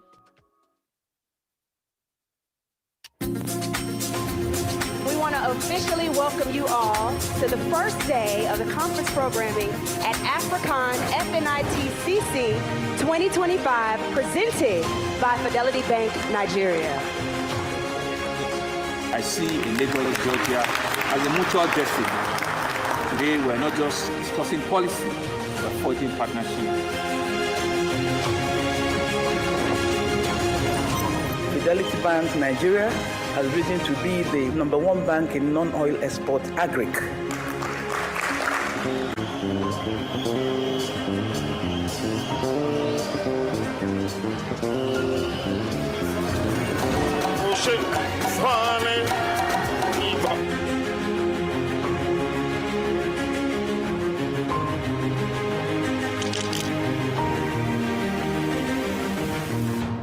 We are Fidelity. We keep our word.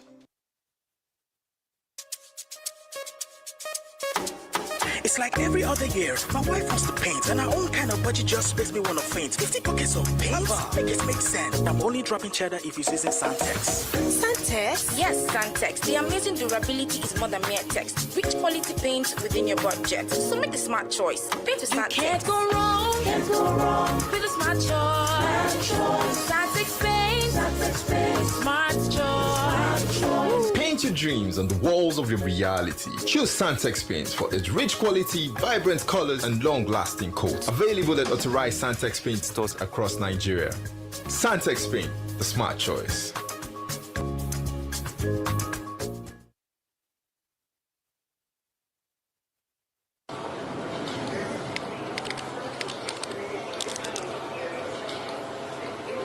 When you're low on energy and need a break, give yourself a treat. Cadbury Hot Chocolate. Smooth. Crafted from cocoa, milk, and sugar. Creamy. Chocolatey. Frothy goodness. Rich taste. So satisfying. Cadbury 3-in-1 Hot Chocolate. The treat you deserve. My name is Austin Azoko Kocha, but you all call me JJ. That's because I was so unstoppable, they named me twice. During my days as a professional footballer, I played as an attacking midfielder. No one could stop me, not even malaria, when mosquito bites. Now you too can be unstoppable if you use Lonat against malaria. Lonat, a combination of Artemether and lumefantrine. Lonat, be unstoppable.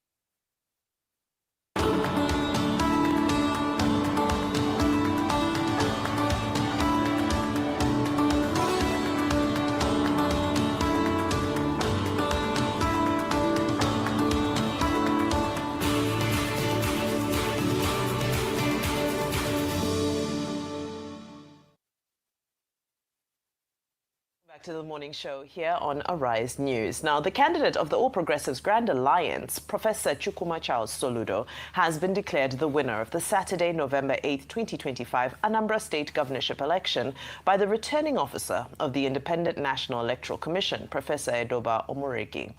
Soludo, who polled a total of 422,664 votes, defeated his closest rival, that's the candidate of the All Progressives Congress, Nicholas Ukachukwu, who scored 99,445 votes, while the candidate of the Young Progressives Party, Sir Paul Chukwuma, came third with 37,753 votes. According to INEC, a total of 16 candidates from various political parties participated in the election. Reacting to the outcome of the election, the Lagos State chapter of the All Progressives Congress has advised Peter Obi, the 2023 presidential candidate of the Labour Party, to have a rethink about his 2027 presidential ambition. Well, in other news now, with just 5 days until the landmark People's Democratic Party, PDP, National Elective Convention on November 15th to 16th, 2025, the party is firing on all cylinders and ready to elect a dynamic new National Working Committee and solidify its unbreakable unity as Nigeria's premier opposition force, gearing up for a triumphant return in 2027 is their hope. While the historic #Ibadan 2025 gathering set to unfold at the fully refurbished Lekan Salami Stadium in Adamasingba, Ibadan, will draw over 3,000 delegates from Nigeria's 36 states and the Federal Capital Territory. Stakeholders have said that this convention will not only install a refreshed NWC, but also heal divides, amplify diverse voices, and chart a roadmap to victory in 2027. Now, the recent recognition by the Independent National Electoral Commission upholding Umar Iliya Damagum as the constitutionally recognized national chairman of the People's Democratic Party, dismissing claims by Abdul Rahman Mohammed, a loyalist of the Federal Capital Territory Minister Nyesom Wike, to the national chairmanship position, seems to have set the tone for the coming convention. Well, to unpack all these and more, joining us on the Political Brief to discuss these stories is Arise Director of News and Politics Editor, Sumna Sambo. Sumna, good morning and welcome to a brand new week on The Morning Show. Yeah, good morning, Vimbai. Good morning, Ayo, and good morning, Rufai. Good morning, Sumna. I said a Dow among women. He sure is. He sure is. Let's get straight into it. I think the right place to begin is in Anambra State and all the issues pertaining to it. I want to touch, because we've analyzed so many things today, but let's touch on that Peter Obi part of this entire equation. Of course, we know that the last time a governorship election was held in Anambra State was before what we knew as the Peter Obi obedient phenomenon that came to the limelight in 2023. This was also, to many people, a litmus test of the type of influence and the hold that Peter Obi might have on what is considered his stronghold just 2 years to the next election. Your take on what this Anambra election meant for Peter Obi and the obedient movement? Well, politically for Peter Obi, his home base seems to have been, brought down by, the Governing All Progressive Grand Alliance. And of course, even that's at the state level, and then the Governing All Progressives Congress at the national level. Labour Party is not so strong in this election. And of course, you would have heard of PDP too. And so it's a very huge challenge for Obi in his home state. Politically, these are very troublesome signals for someone who has a national towering stature like Obi. And so for this to happen, a whole lot of people start questioning his national political credentials. But in this situation now that we are in, what would make Peter Obi get this kind of figures? Well, there were several allegations of vote buying and some other things to which he alluded to. But nonetheless, you can see that the gap that Professor Chukwuma Soludo gave was actually very, very huge. So assuming there was these allegations, wouldn't they have been able to catch up at all? Because the distance is so much, and it has just solidified Abga's base. And one thing that has happened too is also to say that Professor Soludo seems to be receiving his reward for attacking Peter Obi over the years, because you can see that in Peter Obi's polling unit, it was actually APC that won, defeating the Labour Party candidate. And then because of the mixed signals too that Obi was sending to his supporters, people were not sure whether Obi is still in Labour Party or he's now in ADC. That confused a whole lot of voters. But that's not to say that what has happened is new. We've seen that in 1999 and 2003, when former President Olusegun Obasanjo, while he was president then, was not popular at his home base. But of course, nationally, he was well accepted. So these things really happen. But ahead of 2027 election, Peter Obi has to create a very clear signal to his supporters, both at the state and national level, as to where he actually belongs. And then, of course, for the APC that's mocking Obi, well, as far as politics is concerned in Anambra State, I can tell you that Labour Party has still done pretty well, despite the fact that they didn't come second, considering the challenges that they face in terms of the leadership crisis in the party.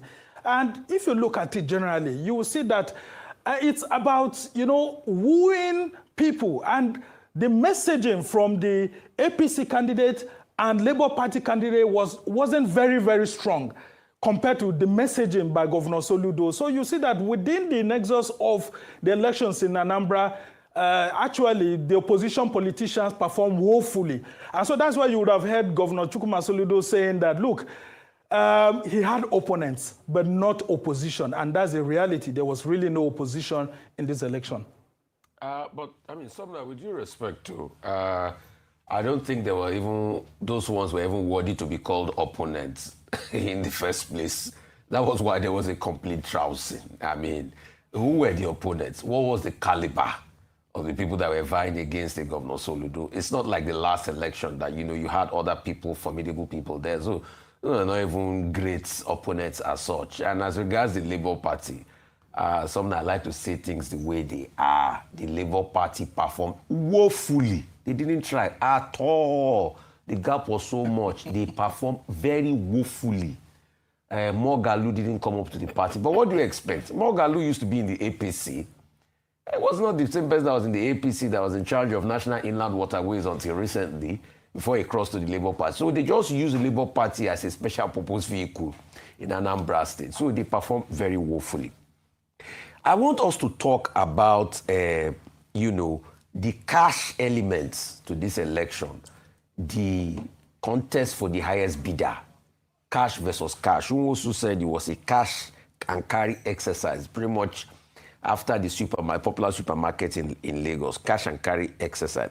And by extension, we can also talk about the PDP Damagung situation, you know, that is happening now, and the party primaries that the PDP had recently. All right, Rufai, I mean, when you talk about this cash for vote or vote buying or vote trading, as you may like to put it, it's all about the political parties. Most of the political parties actually gave money. So let it not just be that it was only APGA that gave money allegedly and all of that, as some of these opposition politicians are saying. The thing is that our democracy needs to be built on trust with the people. And so if politicians don't earn the trust of the people, they will have to resort to self-help. And resorting to self-help in this situation is actually trying to buy people's conscience, because there were some places where people were even complaining that somebody got 20,000, another person got 1,000. Why will it happen like that? But in all, we need to take a critical look at the state of our democracy and see how, you know, we can go ahead from here. But let's look at the positive sides of this election. 22%, you know, turnout compared to 20%, I mean, in the last Anambra election before this one. I mean, it's very good outing, at least within the standards of Anambra State governorship elections previously. So what we'll do is to try to see how more people can come out. If more people come out, it will become much more easier. Then we also have the issues of, you know, the trust that people need to have in the electoral system. INEC performed very well. I mean, the template set by Professor Mahmoud was already in place before Professor Amu Piton came on board. And so you can see that he built on it, and that has really helped. But in all, I want us to take a look at the politics. When you see Professor Chukwuma Soludo over the years, before the 2023 election and after that, hitting at Peter Obi, always and always. He always knew that Peter Obi is his only formidable point when it comes to Anambra politics. And aligning with the APC has helped his political capital. And so you would have seen that all that he did to support President Tinubu is not in vain. The presidency has now supported him against the presidency's own party. And so this is the way politics goes. But the outcome of this election is not unusual. In the build-up to elections before the general elections, you see that the governing parties always, in one way or the other, allow opposition political parties, especially in their strongholds, to win elections, so that they will give a feeling that going ahead into the major general election, that the elections will be okay.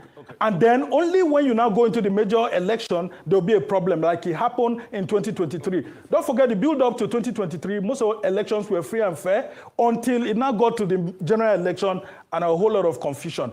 As for the issues of the PDP, yeah, I mean, it's a very difficult situation ahead for the party as it begins to face these issues of faction or no faction. But the reality on ground is that INEC, as we have learned even as at this morning, continues to recognize Umar Damagun as the national chairman of the PDP. And in the face of two judgments, two court orders that have come from a court of concurrent jurisdiction, INEC is at liberty to choose which one to or which one not to. But INEC has consistently said that there's a Supreme Court judgment that actually says that as long as it has to do with the internal affairs of political parties, INEC should not interfere. And that is the direction they seem to be going. So, as it stands, the PDP National Convention would go ahead on Saturday, irrespective of what's happening. Yes, the minority will always have their say, and it's good to actually know that PDP is not in a state of good health. Okay. That's why the likes of Wike and all of that are saying what they need to say. And they have the liberty to say that because they've been pushed aside. That's what they claim. Shouldn't they cry? Okay, Sumner, isn't it celebrating something that is not great, where you said that at least this time we had 22% turnout? You're comparing it to the last election where we had 20% turnout, but you forget that there was heavy insecurity in that last election, that military had to even do clearance operation leading up to the election day. So is it not appalling to think that, things are a lot better when you compare with the insecurity we had then? Yes, you have a very strong point then, but look at the figures that have come out here. I mean, Professor Chukwuma Soludo won about 112,000 the other time, and this time around over 400 and something thousand. Yeah, you see that there's some form of confidence that people have in the electoral system that they've been able to come out to some extent. And then, of course, the security services have done very well to ensure that, you know, there's a level playing ground in terms of reducing insecurity. And whether I like it or not, you can also give kudos to the governor too, because if he didn't perform very well, maybe there could have also been these issues of insecurity that would have made maybe people to refuse to go to the polling units. But the thing is that it can be much better.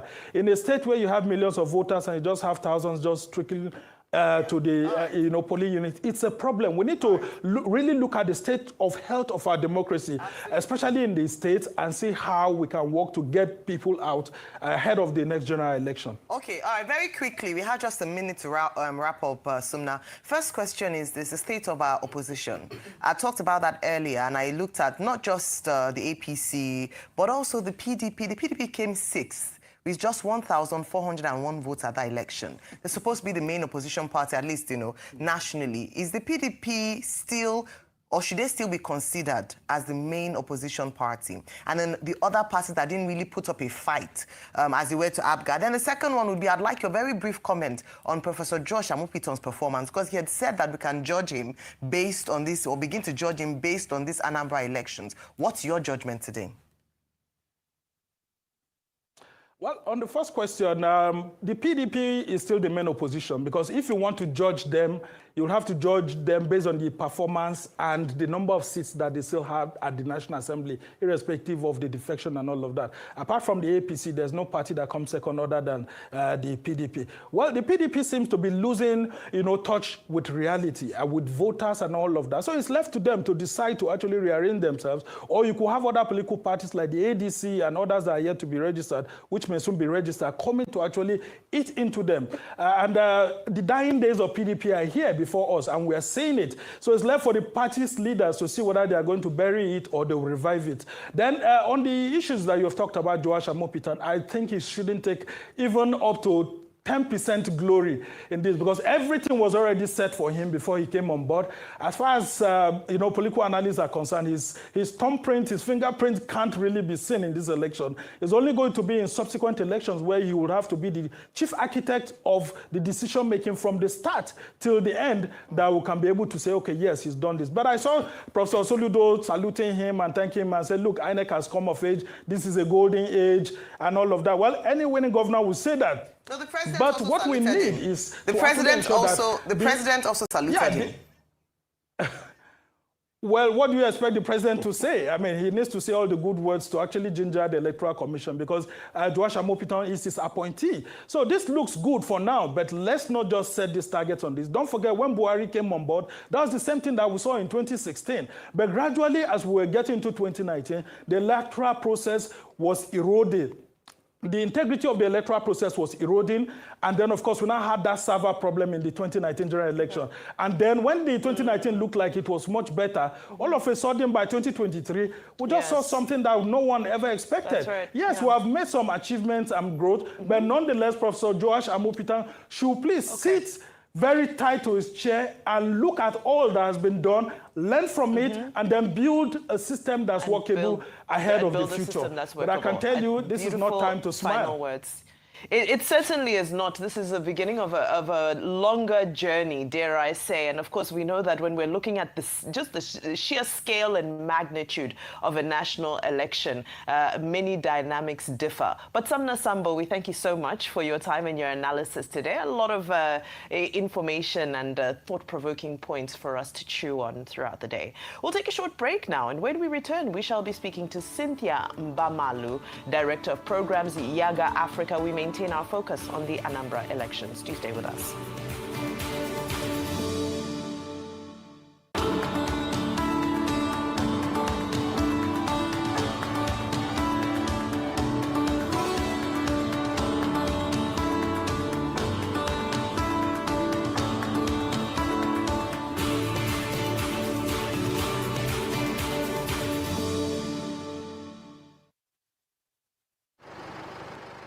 Emergencies happen when you least expect them to. It gets worse when you are cash-strapped. No need to despair. First Advance has you covered. You can get that urgent cash right now on First Advance. With First Advance, salary earners can get up to 50% of their salary. No hassles. As long as you earn a monthly salary and your salary account has been active for at least 2 months. It doesn't matter if you run a salary account with First Bank or any other bank. Just dial *894*11# or simply dial *894# on your mobile phone. What's more, when you open a First Bank salary account, you can enjoy 0 charges and free debit card issuance. Download the First mobile app on Play Store or App Store today. Log in to experience First Bank digital banking. Select loans, select First Advance, and follow the prompts to receive your loan. Don't let that urgent need get the best of you. Get First Advance now. It's as simple as dialing *894*11#. First Advance. Fast, convenient, secure. You first. First Bank. Lagos, are you ready? The countdown to Christmas begins at the first ever Ajoyo Pre-Christmas Fair, happening Sunday, November 30th, 2025 at Balmoral Convention Center, Victoria Island. A Christmas fair for everyone. Kick off the festivities with Ajoyo's lineup of glad tidings. Enjoy soul-stirring performances from Loud Urban Choir as our hosts Bam Bam and Feso take us on a magical journey. Dazzling dance showcases, drama, comedy, and a magical Christmas tree lighting ceremony. Let your taste buds be the judge at our sizzling jollof cooking competition and family fair. Shop festive merch and discover surprise gifts beneath the Christmas tree. And when the lights go down, turn up for an unforgettable after party to set the tone for Dirty December. Ajoyo Christmas Fair, Sunday, November 30th. Let the countdown begin. To register, visit www.ajoyo.org. Ajoyo. Nigeria's biggest business platform returns, where commerce meets innovation. This November, get ready for the Nigeria International Trade Fair 2025. Join over 10,000 visitors, connecting with 300 exhibitors from around the globe, all under one roof. Lock in the dates. Make sure you plan to attend from November 21st to November 30th, 2025. That's 10 full days of unbeatable deals, all at the iconic Trade Fair Complex, Lagos Badagry Expressway. Visit www.nitf.ng to register to attend, exhibit, or volunteer, or simply call or WhatsApp 0815-256-0854 today. Admission is free.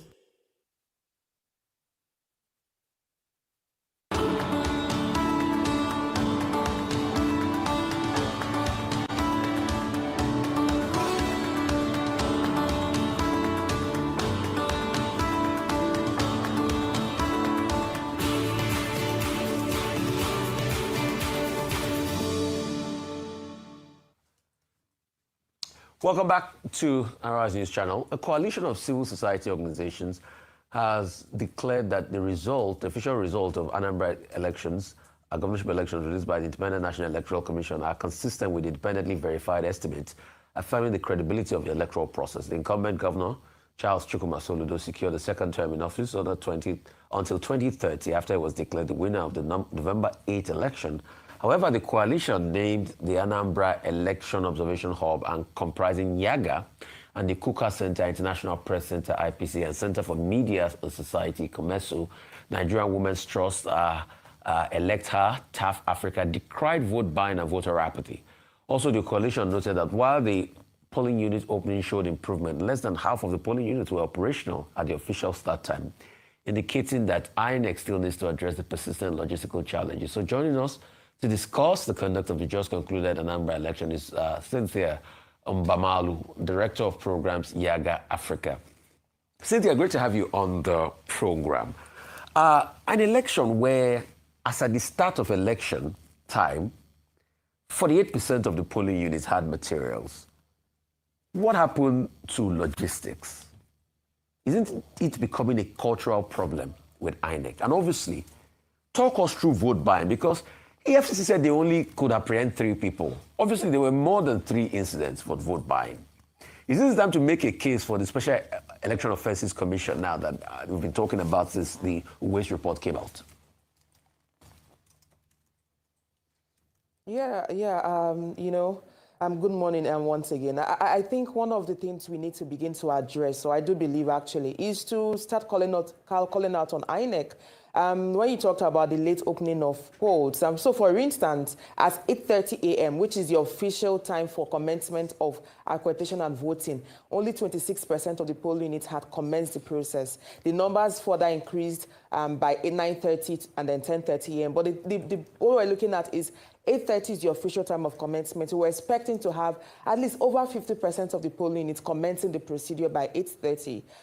We celebrate that, yes, these elections, we had earlier commencement than last elections, because in the last elections, by 7:30, only 17% of polling units had materials and personnel. But at least this time around, about 49% of polling units had material and personnel present from 7:30 as they prepared to commence by 8:30. But the bigger challenge is why do we consistently deal with logistics management in our elections, especially for a state? This is just a state elections. Anambra, the topography is not as difficult as some states. Yes, there are some riverine areas, but I mean, in the pre-elections phase, we already had reports of about 83 boats that would be used to support logistics management. And so we're expecting that this time around, we would exceed citizens' expectation when it comes to commencement of polls, but that is still a major challenge. And so it's a call on INEC. We cannot consistently make excuses for late commencement of polls in state elections, not to even mention the national elections. So that is on the one hand. INEC honestly needs to go back and review its plans, its strategy, leverage both logistics, training, and technology to see how we improve on deployment of materials so that voters who are at the polling unit on time would get accredited and go home and continue their lives. The other thing you talked about is the money issue. This honestly for me is a bigger call on the political class. We have a political class who obviously are not confident in their candidacy, because the only reason you deploy money to the field is because you do not trust that voters believe in you. And this is not a one-party thing. The different parties were giving out monies. Unfortunately, this time around, we saw issues around transfers. So people had POS in some locations, which is why it's not easy to even track it now. But you can see that monies are changing hands. So you didn't have a lot of cash transaction happening, because now you had electronic transfers, you had POS. You can imagine people moving about with POS. We were expecting to see a lot more arrests in the elections, but the record is not showing that high number. And so there is a bigger question on, one, our political class, their failure to even believe that democracy in itself works, because the only reason you deploy money is because you don't trust the process, you don't believe the system works, and you do not believe the voters even trust in you as a candidate. Right. And so you have politicians whose the only thing they have to offer is money at the polling units, and not promises on what they would deliver when in office.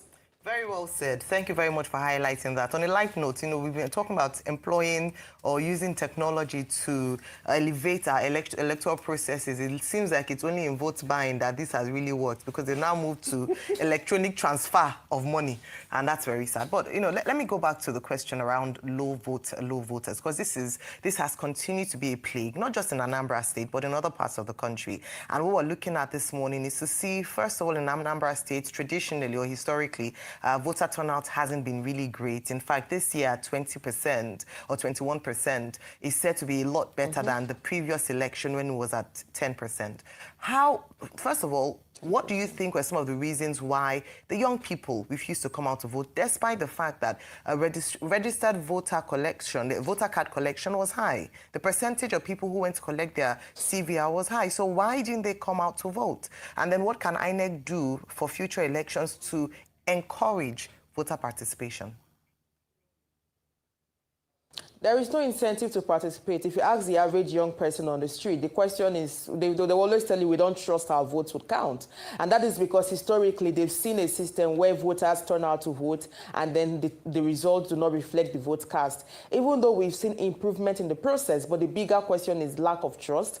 The second is the quality of governance. I mean, in Anambra, we engage in some communities, they will tell you, why should I vote when leadership does not meet my needs? I mean, governance itself has not improved my life in any way possible. And so for them, why waste my time go to vote for people who will get elected, and at the end of the day, the policies do not meet our daily needs? And so there is a bigger question around the poor governance, the poor state of of leadership in Nigeria across board. A lot of Nigerians are disengaging from the system. A lot of Nigerians would follow all the political conversations, but do not trust that the process would work for them, or that the leaders elected would actually work in their interests. And so that's a big challenge that we've saw in Anambra, and we've seen it consistently. And then the other part is when you've had a system where there are issues and you don't have a robust process for responding to citizens' grievances in the electoral process, it creates lack of confidence. And what have we seen post the 2023 elections? There were major challenges from that elections, but INEC never had a conversation with citizens. One, to explain, okay, for instance, IREF failed in presidential election. Why did it fail? You know, there's a process of confidence building where institutions that make promises to the people and fail on those promises create an opportunity to engage these same people to explain what the issues are and to highlight the steps it will take to address it in forthcoming elections. So we don't have that open system of citizens' engagement and interaction in Nigeria, which is why there's a growing decline in trust in state institutions, not just INEC, in the National Assembly, in a lot of government institutions. Citizens no longer have trust in a lot of these institutions. Why? Because these institutions still operate from a very dictatorial point of view, where they believe that we tell you something, if we fail, don't question us because we don't want to respond to your questions. And that is a culture we need to do away with. We need institutions that when they have an issue, they can address it and engage the people differently. Absolutely. Thank you so much for your insights, Cynthia. I'd just like to interrogate something, which is that Yaga Africa, in your statement, official statement for this election, the headline is official results align with PRVT findings, PRVT being process and results verification for transparency. I'd like for you to reconcile something that's confusing me. The observers are saying that the results align with projections and with all the other processes around tracking results. But then we're saying that there was vote buying and all of these other activities that were taking place. What do we do to reconcile this? Because the security services were there, the security presence was heavy. There's reports of the ballots, the polling stations themselves being too exposed. Even the winner even showed his own ballot paper. So there's issues around secrecy of the ballot as well and making it transactional. Without getting into too much detail in my question to you is, how do we reconcile all of these things beyond the bigger socio-economic issues of yes, there's poverty and there's disillusionment. But from a practical perspective, what do we need to do to intervene to make sure that this system that has now been hijacked, if I may call it that, to say that, okay, let the system work, but we'll do things outside of the system to influence the outcome. So what can be done on the outside? Well, on the outside, honestly, is to invest in massive civic and voter education. Why? Votes are beginning to count, which is why our data show that, yes, the official results announced is a reflection of the vote cast across the polling units, and we trust our data. But the truth is the votes that are counted are the votes that are bought, because politicians understand that the system is actually working, and so they invest a lot in spending as much money as possible. And so you're having people that are duly purchased, more or less, than duly elected. And so what we're pushing for now is, how do we begin to engage and educate the people to understand that the system is getting better? But the problem is, with lower turnout, it's easier to buy as many votes as possible. With lower turnout, it's easier to change things you want to in a favor of who has the most money. And so moving forward, we need to invest in civic and voter education. Nigerians need to begin to value the power in their vote, value the power of choice, and making that decision in a legitimate way. And so that is the one thing, investing in civic and voter education. The second is the culture of impunity. No voter should showcase or show who they trumpeted for, not even the governor of a state or the president, because our rule is secret ballot. And so imagine if we start making arrests for even high-profile people who breach the guidelines at the polling unit. It will curb that culture. But we have a culture of impunity that is enabled by the political class. So people are not held accountable when they breach a simple rule in our electoral guideline and in our electoral act. So that is the other thing. We need to invest a lot more. I mean, the call for Electoral Offences Commission is key at this point. We need a system that can truly punish offenders in the electoral process. That is one way to curb impunity in the process and create some level of sanity in the electoral process. But bigger question is to Nigerian people. Honestly, the process is getting better, but we just need to trust it enough to show up in our numbers. To change electoral outcome, the numbers is all that matters. So if 10 people come out and vote, and these 10 people's votes were bought, the result will still reflect the choices of these 10 people. And so the mathematics is clear. You turn out to vote, you cast your votes, what goes into the ballot is what is counted, and then we can follow it through the results collation process. Okay, Cynthia, I want to bring forward this very important question because I know there's a court ruling to that effect that people should be permitted to vote even if they have their temporary voter's card. There was a lady of a 96-year-old woman that because she didn't have their permanent voter's card wasn't allowed to vote in this last election. Okay. All right. What's your take on that quickly? Your answer as we wrap up. Sentence, Cynthia, because we need to go, please. One sentence. My take on that is for electoral reform, we need to review the Electoral Act on mandatory PVC. That is one way to solve this problem. And it's electoral reform for National Assembly. Thank you so much, Cynthia Mbamalu from Yaga Africa. I think a very big takeaway for me is that the system is the process is getting more efficient, but people need to be able to trust and come out in their numbers so that we see a reduction in, cooking up of results or even an opportunity to inflate the numbers. Thank you so much, and for the great work that Yaga Africa is doing. Thank you, Cynthia. Time for a short break now. When we return, we will be speaking with Aaron Akirijala, who will be here with Global Sports Update. Stay with us.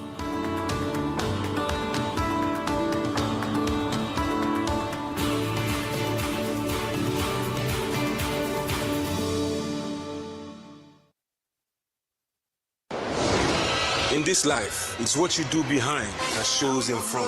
Now we go. Give us the fire. Tell us more. It's Cosmo or nothing. Luxury or not, this is Cosmo. That's why I roll with Cosmo deodorant. No sweat, no stains, no odor. Now you know. Cosmo Roll-On Whitening Deodorant. All day freshness, 7 days a week from GVS Cosmetics.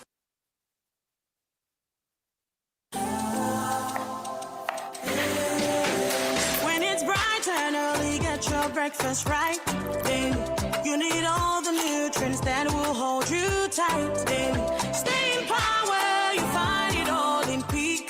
Then every move you make, Peak's got you all the way. And the peak goes on. Power on every morning with a Peak breakfast to make the most of every day.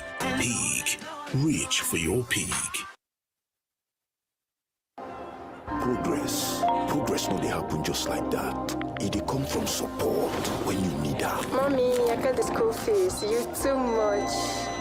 Na money point o. Money point, thank you. Customer, na transfer abi? Confirm. Bro, na transfer. Na money point oga. Oh, na confirm. Progress na peace of mind when you know say payment go land as Sure Banker.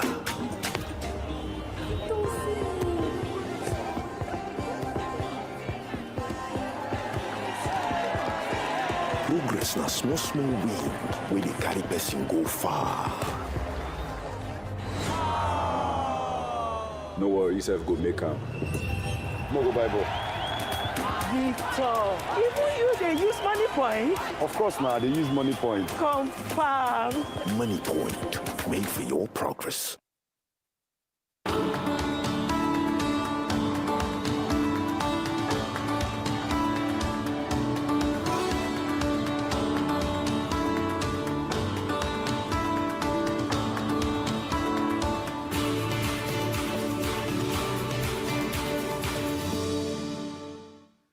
All right, welcome back to the Morning Show right on the Rise News channel. Aaron, over to you quickly. All right, a very good morning to you, Rufai. Good morning to you, Vimbai. Good morning to you. Good morning, Ayo. Good morning. Aaron, how are you today? I'm good, still reeling from the very, very busy weekend. But without wasting much time, let's get straight into it. The Premier League, and getting started today. Like I said last week, half man, half amazing. Talk to me about the man. Erling Haaland, always delivering for Manchester City. This season has been fire for him. Literally the tour de force when it comes to football and goal scoring. 3-0 was how we actually ended.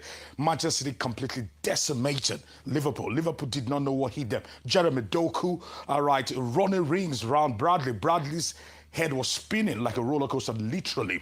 Now, away from this, let's get into other results that actually came in. Okay, first of all, of course, that particular win has seen Manchester City rise to the table. Arsenal, beware.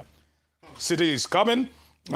And all the citizens are coming. So Arsenal, 26 points. No thanks to the draw that actually happened. We'll be talking about that in a moment. Manchester City have actually gone up to second. All right, talking about other results that actually came up from the weekend. But before then, Jeremy Doku, since Eden Hazard, no one has had that many take-ons, over 10 in a game. And the number of completed dribbles and the number of take-ons, Jeremy Doku is the man. Doku was the man yesterday. Okay, so kudos to that. We'll be talking about Guardiola in a moment. Now, let's talk about the fact that Arsenal had an opportunity to open their gap, but that did not happen on the day. All thanks to a rate smash and grab from Broby. All right, 1 point for these guys. Talking about Sunderland, they've been tireless this season, especially when they're playing at the Stadium of Light. And kudos to them once again being the spanner in the works against Arsenal. The Gunners have been untouchable up until now. So they will reality check, some say, and the season is still very open. A lot can happen. 11 games have been played.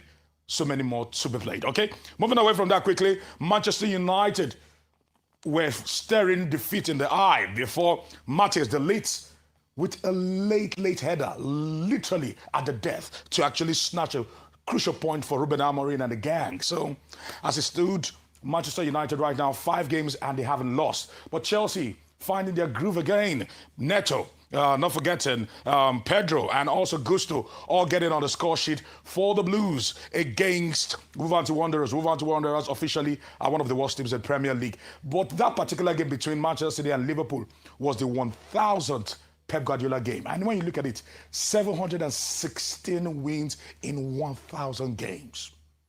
Some say arguably one of the greatest of all time, or candidate for one of the greatest of all time when his time is done. But for the citizens, he's been prolific because he's played well over 500 games for them. So this man has just been a tour de force, literally. Okay, quickly, because of time, let's actually press forward today, stretch our legs to other leagues. Of course, in the La Liga, Robert Lewandowski getting a hat-trick and helping Barcelona against a very stubborn Celta Vigo to actually help them with a 4-2 win. Real Madrid, once again, showing that they are not untouchable. A little chink in the armor, goalless draw against Rayo Vallecano over the course of the weekend. When you look at the table, Real Madrid are still leading, and hopefully they can actually continue this because it's looking like their season. All right, they've got 31 points from 16 games. Barcelona have got 28 points. So let's see, from 12 games, I beg your pardon, from 12 games. So it's still open. It's still very, very open. Quickly to Formula One, and let's actually look at how things played out. Okay, first of all, the Super Eagles. The boys are back in town. Rufai. This is where the rubber meets the road. A referendum on sports, especially the Nigeria Football Federation in Nigeria, because we're going to be playing remember the playoffs. We've got 2 games. Literally. Okay, so let's actually look at some of the players that have actually come into camp.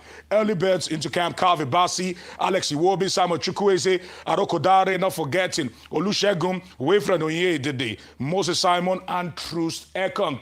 And time will not permit me to dissect this, but let's get straight into the Islamic Games because the medals are beginning to pour in. Right, okay, Formula One quickly. Rufai, I told you that this man, Sebastian Vettel, because of Max Verstappen, will not give this particular championship without a fight. Although it was a day for Lando Norris in Sao Paulo, but Verstappen from the back like a bullet had a race of races, I must say. Looking at the championship standard right now, for the drivers, Lando Norris is still first, Piastri second, but Verstappen is closing up. Rafai, it's going to be the fight to the finish.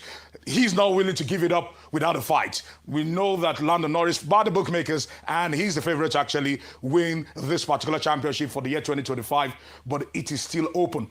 Islamic Games is heating up nicely, and Nigeria beginning to turn heads with the young lads there, and you can actually see the Young Joseph getting a medal. When you look at the medals table in the Islamic Games, as we press it further quickly because of time, you find out that Nigeria is in the top 3. So far, we've gotten 4 gold, 1 silver, 1 bronze. Kudos to them so far for what they've actually been able to do.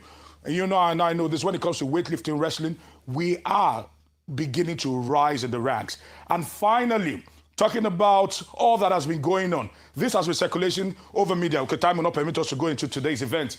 There have been talks that, or a banner was actually put out that has been making the rounds on social media about Christians being killed, and some Romanian players decided to do this, defend Nigerian Christians, they say. This was during one of the World Cup qualifiers.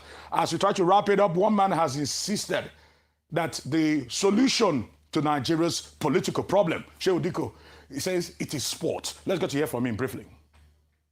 It's just about advancing the quality of what sports could do, bringing people together, bringing cultures together, and providing a platform for more solidarity and more understanding between people of different cultures. It's what we call the social and cultural wealth, that is, and the sporting wealth that is normally created via sports.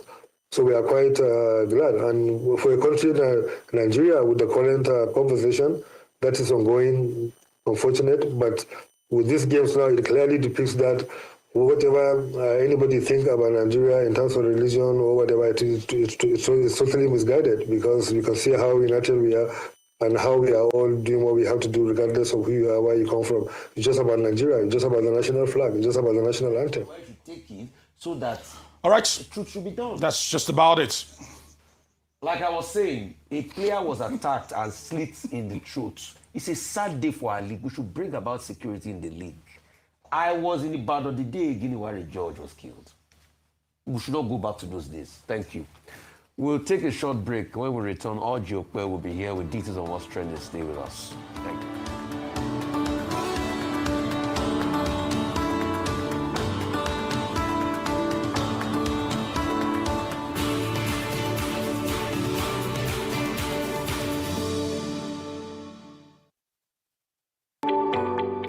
Parts of the world, girl child are not recognized in the family. I hope all this problem holding down a girl child did not hold me down.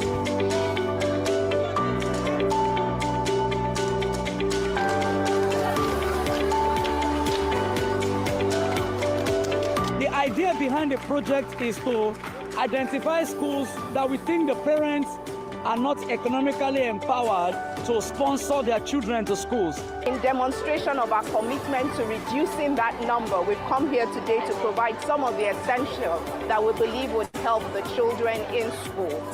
We worked with different schools in 5 states across the country, and we reached out to 15,000 children. I want to be a food scientist, and Polaris Bank is helping me realize this dream. I'm perfectly excited.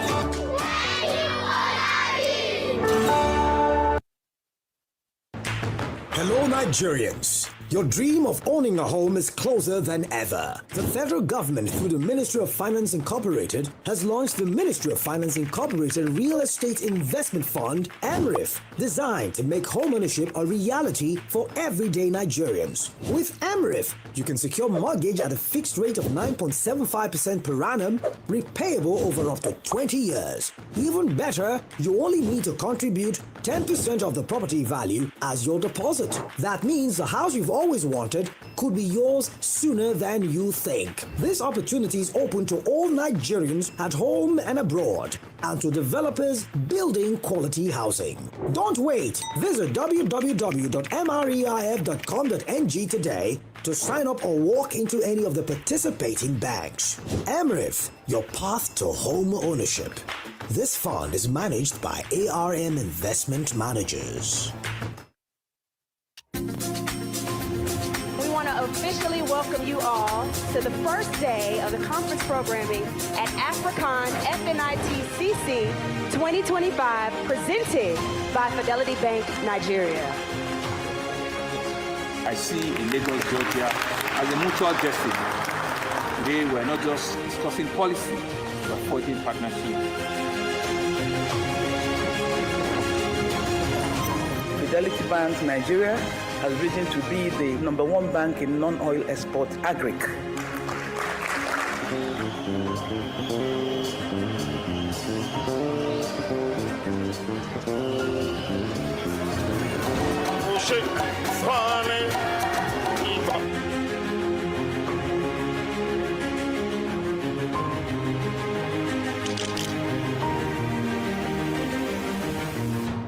We are Fidelity.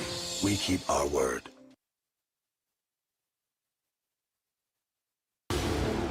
Coming soon to over 500 million smartphone users and 1.5 billion voices. Leke, the social platform for the world, out of Africa. By the founders of Arise and This Day Media Group, we're going to be launching with a big bang.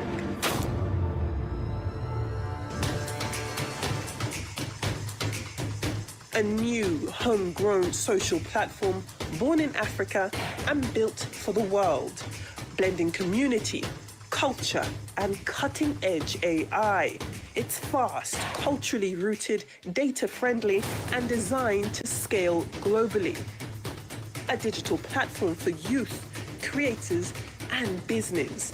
A one-stop shop to connect, share, create, and earn. It's time to end social media imperialism. This is Leke, a voice for all.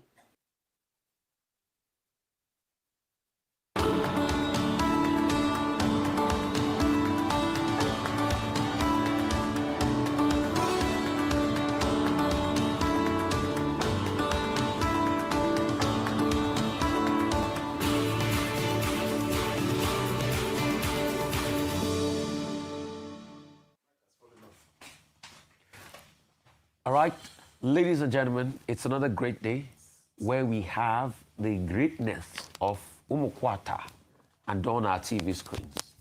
Ladies and gentlemen, I like to call her the Empress of Umukwata. You call her Ojinika Pepedem. Whatever you call her, Oji is here in proud green today. Nigerian green. Nigerian green. I don't understand that introduction. What was that about? Good morning, Rufy on fire. How was your weekend? How are you this morning? It was fire. You took your time with this introduction. What did I do? What did I do to deserve it? So I want to honor you today. Good morning. How are you? Good morning. Good morning. We had fun this weekend. Yes, good morning, did. Dubai. Celebrating Dr. Abati. It's just a regal one today. Yes. A ladylike one. How are you this morning? Great, thank you. All right. Hope Great, you all thank had you. a great weekend. Well, good morning to you, viewers. Let's begin what's trending. Focusing on the landslide re-election of Professor Charles Chukwuma Soludo as governor of Anambra State. President Bola Ahmed Tinubu on Sunday congratulated Soludo, describing the victory as a testament to visionary leadership and significant progress under his administration.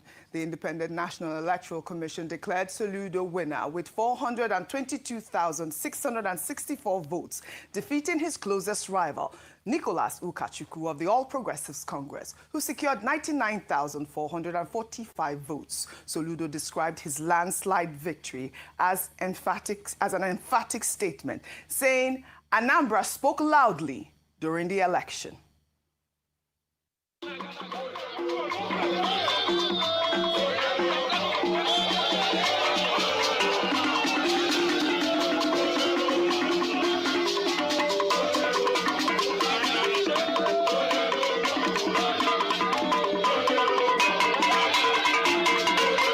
Partnership with you in the Anambra, in partnership with religious leaders, with our traditional and community leaders, in partnership with the traders, the hawkers, the the wheelbarrow pushers, in partnership with the ordinary men and women of Anambra, we, over the next 4 years, can say loudly that we ain't seen nothing yet. We ain't seen nothing. As I promised you, we're turning on to Gear 4, beginning from March. Rufai, this election was characterized by low voter turnout and widespread vote buying. Although the resident electoral commissioner, Elizabeth Agu, dismissed vote buying claims as rumors and said neither INEC staff nor observers reported verified incidents. Let's take some reactions before I come to you, Rufai. This is from Nosa, who wrote, "Dear Mr. President, we thank you for your goodwill message to Governor Soludo. However, credible reports of voter inducement have emerged, hurting confidence. Given your transparency stance, we urge INEC to fully investigate and publish findings to protect electoral integrity." Well, Frank wrote on X, "The Nigerian evil politicians have finally conquered the Nigerian people. What a society, sickening. Shame on India, Anambra. Poverty has been weaponized to the extent that exchange rate for Nigerian masses' lives is rice bread or malt and gala."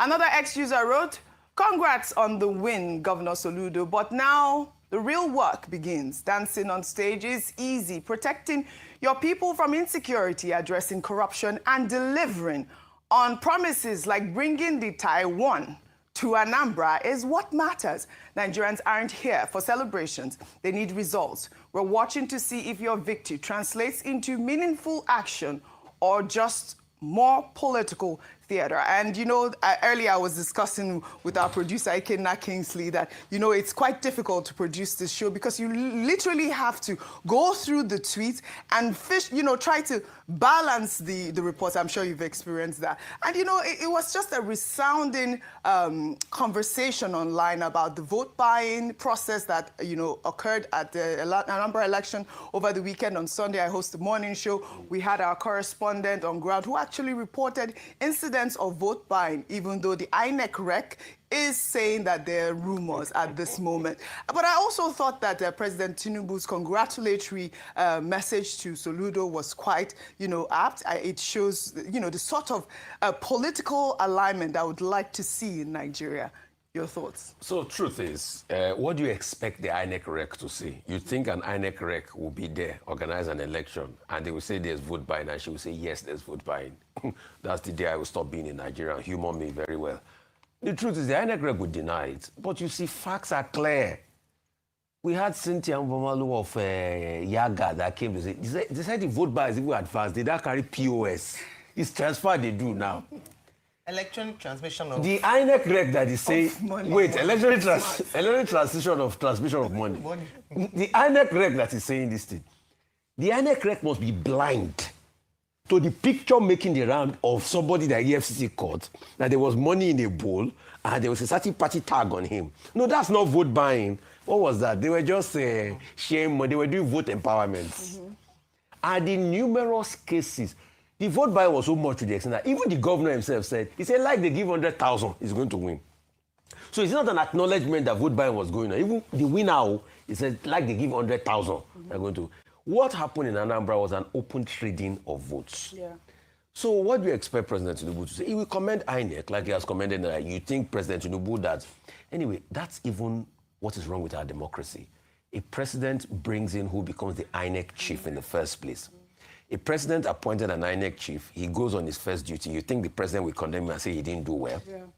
But you can see the empirical results now, that close to 50% of the polling station didn't have materials as when the election started. Voter was low, turnout was low. Yes, I think, okay, maybe the only good spot was there was no massive insecurity and all of that. Yeah. We can commend them for that. There was a killing, a councillor was shot. There was a killing, the councillor. And he died. You can see you've even punctuated my report. Yes. Do people even die in an election? That should never happen in the first place. So that's the kind of country we live in. But and may God save Nigeria. That's just it. In fairness, APGA was positioned to win. I mean, it always wins the Anambra elections, but, you know, this was seriously a landslide victory for Professor Charles Chukwuma Soludo. So we'll watch to see how he governs the state in the next 4 years. Congratulations to him. We hope he turns Anambra into the Taiwan. Is it Taiwan or Dubai? Yes, Taiwan. He's always Taiwan. Dubai, not Taiwan. It was the president I thought it was Taiwan. Oh, okay. About years. Apparently he said we Dubai. hope that he turns, my Anambra producer is saying, it's Dubai.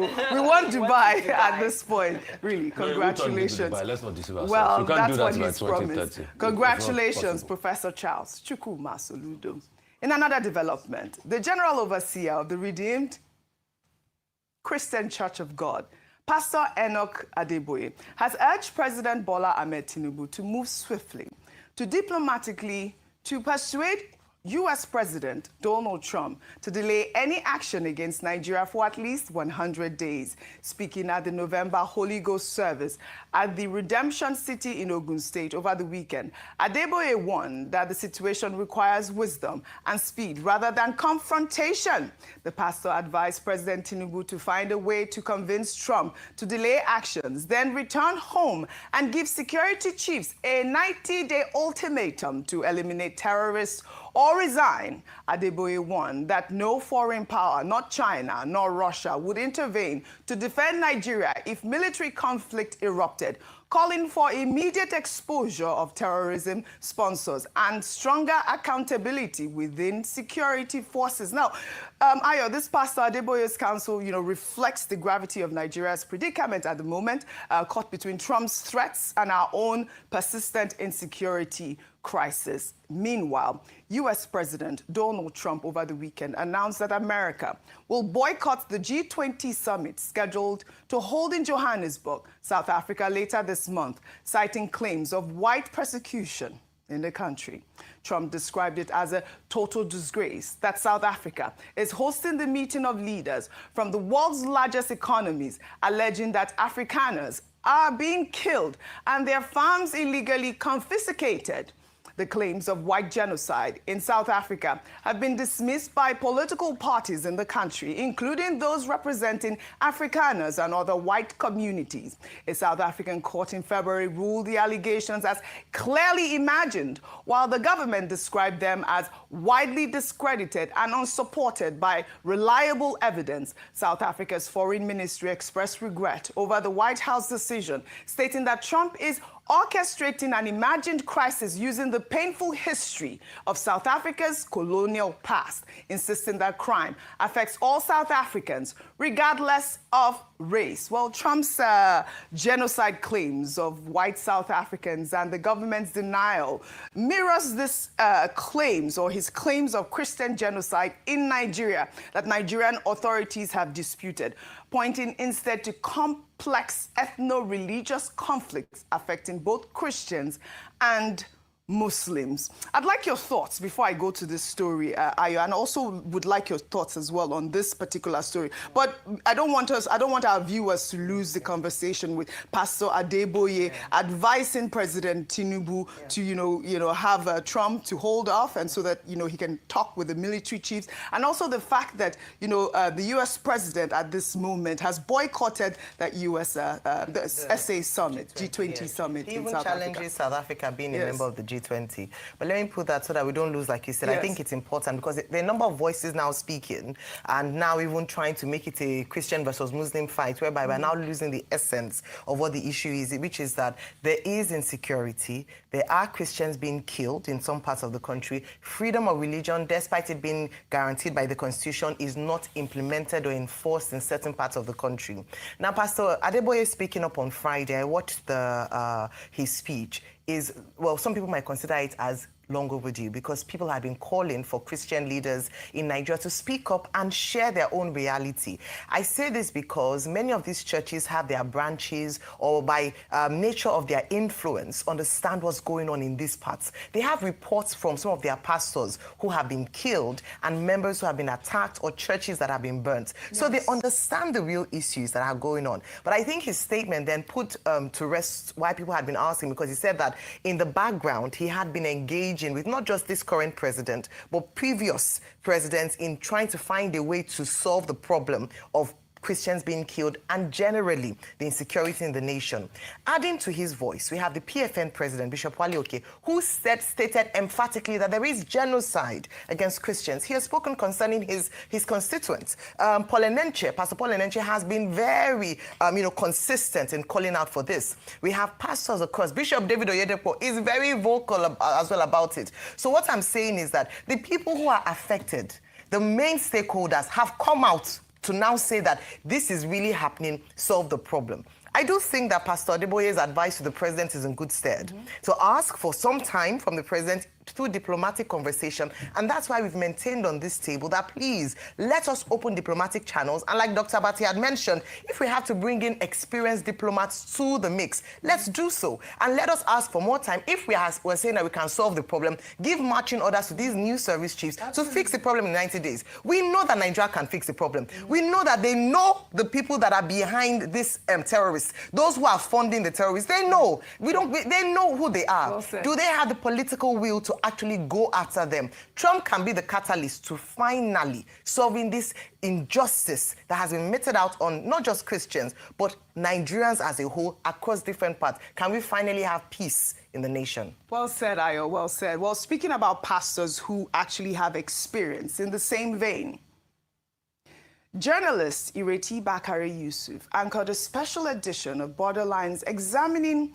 the contentious issues of insecurity, allegations of Christian genocide in Nigeria, and the Trump administration's threat to the Nigerian state. The program featured security consultant Dr. Kabiru Adamu, who provided data-driven analysis presenting statistics on terrorist killings in Nigeria, broken down by religious affiliation, offering empirical context to claims and counterclaims about the nature of violence in the country. The program also featured testimony from Reverend Joseph John Hayab, chairman of the Christian Association of Nigeria, Kaduna State Chapter. Reverend Hayab shared harrowing personal testimony, revealing he had buried almost 2,000 people in Kaduna in the past, with over 300 more deaths following the 2002 Miss World riots. He expressed frustration on how attacks on Christians, including burned churches, killed pastors, and wiped out families, are routinely dismissed as mere communal clashes rather than targeted religious violence. Let's take a look. I'm speaking as the pastor who buried the almost 2,000 people in 2000 in Kaduna. Quote me, my name is Reverend Hayab. I'm speaking as the pastor who also did the mass burial of the over 300 people of the Miss World Beauty pageant on the 23rd of November 2002. I'm also the pastor who came out publicly to denounce the Danish cartoon in 2006, but it later leads to the death of Christians in Maiduguri and death of Christians in Bauchi. So I have been around and I think I know this story. Listening, we are coining it into the politics of America as if we are not in Nigeria. Sincerely speaking, there has been killings of Christians in northern Nigeria before even the advent of Boko Haram. I was in Kano. I just left Kano with 1 week, and the killing of the visit of Reabonke happened. People were caught. You know, it's a different thing that you are shot to death. It's something else that you are caught to pieces, caught by the neck, caught hard to death. I saw these cops. I had to run back. My pastor asked me, why did you come back? I said, no, I just left for Kaduna 1 week, and then I heard what happened to my people in places in Kano. I just came back. I was the pastor who first came out to condemn the Danish cartoon because I knew what was going to follow. But despite that effort, Christians were killed in Maiduguri. In Maiduguri in 2009, when Boko Haram started, they were never attacking Muslims. They actually went for the church because they said we are infidel. Vimbai, this was quite explosive, but let's take a look at the summary of attacks on places of worship as presented by Dr. Kabiru Adamu over the period of 2021 to 2025. He drew up this chart. It says churches, a total of 121 incidents targeted churches, resulting in 389 abductions and 110 killings. The years 2021, 23 incidents occurred. 137 people were abducted. In 2022, 33 incidents occurred. 74 people abducted and 47 people killed. I mean, this appeared to be, the peak years of this specific type of attack. Now, for mosques, Vimbai, are you watching? Over the same period, a total of 75 incidents targeted mosques, resulting in about 263 abductions and then 142 killings. Notably, mosques attacks recorded more fatalities. It showed a total of 142 versus 110, despite having fewer incidents and fewer abductions. Also, 263 versus 389 overall. I mean, the year 2025, he says, saw the highest number of killings in mosques, a rise to 51 from 10 incidents. So the insecurity is speaking, as you see in that graph. Well, this critical conversation highlights the complexity of Nigeria's security challenges, where legitimate concerns about religious violence intersects with geopolitical narratives and domestic politics. Reverend Hayab's testimony of burying thousands cannot be dismissed. Yet, Dr. Adamu's statistics reminds us that terrorism affects Nigerians across faiths, while as Trump threatens Nigeria over genocide claims, the question remains, are we addressing security with facts or solutions? Or allowing foreign powers to weaponize our tragedies for their own political agendas? And these are the sort of questions that are out there. And I think that this is what the federal government needs to study. These are people that are speaking. We have security experts. We have pastors, we have priests that are willing to give account. I remember that we hosted the Arewa community here, and one of the statements that I took dear to my heart was, why was it that the federal government left this whole insecurity issue until Trump wrote that tweet, instead of, conducting or setting up a judicial panel of inquiry to have all these actors come and we investigate and tackle the problem, which is what I think should happen now, as Pastor Adeboye has also suggested. Your thoughts? Gosh, there's so many things that come to mind with this, OG. I think number one is data. Data, data, and data. I have to continue to emphasize that, because we see independent people coming with, with various elements of their data, with their own research, which is important. However, this is where we now see the vacuum that has been created by the fact that we're missing data. We're missing official, verified data. Now, again, I think I want to echo what my colleagues have already said. Ayo and Rufai have already said, let's be careful about breaking this down into, Christian and Muslim and so forth. And let's come together now and focus on the issue at hand. The issue at hand for me, OG, I think is the insecurity, number one, and number two, it being weaponized by foreign powers. Now, I love that you brought South Africa, because let's bring that into context. Over the past 24 hours, the group that went to report white genocide, that's AfriForum, that went to report that to Donald Trump, have actually backpedaled. And they've come back and said that, oh no, they never said there was a genocide and they're sorry. Now, this is an important thing to note, because in the South African context, there isn't this data that we're seeing concerning Nigeria. It doesn't exist in South Africa because the genocide genuinely doesn't exist. There's no evidence of it whatsoever. However, we already see what a false allegation has done. G20, you don't have the United States coming. In terms of tariffs, economic warfare, it's gotten worse with the United States. So the relations between the two countries have become so frosty, and it's impacting the average South African now, because jobs are being lost, because American investment and American business that used to engage in that country is no longer engaging. Right. So why do I say this? I say this because it still brings us back home, that even if we are to seek alliances and assistance, the root foundational issues are here at home, and only we can address them. They can come, they can advise, they can do all of those things, but ultimately the core issues here are that there is insecurity, but also that there's a lot of national healing that needs to happen between various groups and various ethnicities, whether it be by religious divide or whether it be by ethnic divide. There is national healing that needs to happen, so that this mutual animosity that exists between groups can start to be tempered down. Well said, Vimbai. Thank you for your submission. And, while you were speaking, Rufai shared this story, which I already have as well, about, the villages that were attacked even over the weekend. Last week as well, there were villages attacked in Benue State. The details, the gory visuals are just heartbreaking. You know, they say several villages are feared, villagers are feared dead, while many others remain missing following a suspected herdsman attack in Anuwule community in Ogwelu, Ohimini local government area of Benue State. So we're calling on the security forces in Benue State to actually help us out with this reporting, because obviously we have our reporters on ground who would like to also share this sort of information with our security forces if they have apprehended the people that are behind this dastardly attack. Well, meanwhile, may their souls rest in peace. Meanwhile, armed bandits in Katsina State have made stunning allegations claiming the Nigerian government orchestrated their criminal activities only now decided to call for peace during a peace meeting between Batagwawa and Karakchinchi communities held on Saturday. One of the bandits declared they have stopped attacks following government intervention.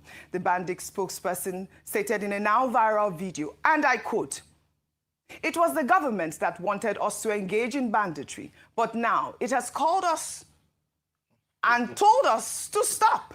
He alleged that despite 2 months of attempts to initiate peace talks, authorities only located them when they genuinely decided to engage. The armed group insisted that peaceful coexistence depends entirely on Nigerian leaders, stating, "If you want to cry, don't cry with us, the terrorists, but cry with your government, for they are the ones who made us do what we have been doing." I mean, this is really, really alarming, Rufai. The allegations raise serious questions about the relationship between criminal networks and state actors, echoing long-standing suspicions about complicity in Nigeria's worsening insecurity. Rufai, your thoughts, and also I'd like your thoughts on the two stories as well, just to put them all together before we take this one. Real quickly, see, Oji, in a country where bandits can pick up a mic and say this in a public space, when did they say this? What has been the reaction of the government to it? You see, that's why I said a lot of the problems our government can solve if we are ready. And this attempt to make it be about Christians and Muslims is never true. My Muslim brothers, my Christian brothers, we are all one, united. Our adversaries are those that are using insecurity to hurt all of us. Let's not fall to their propaganda. Christians, Muslims, can't you see they've started again? They've started using our heads to knock each other. Christians, Muslims, can't you see that they're not talking about the killings of all of us as Nigerians? They are talking about us against each other.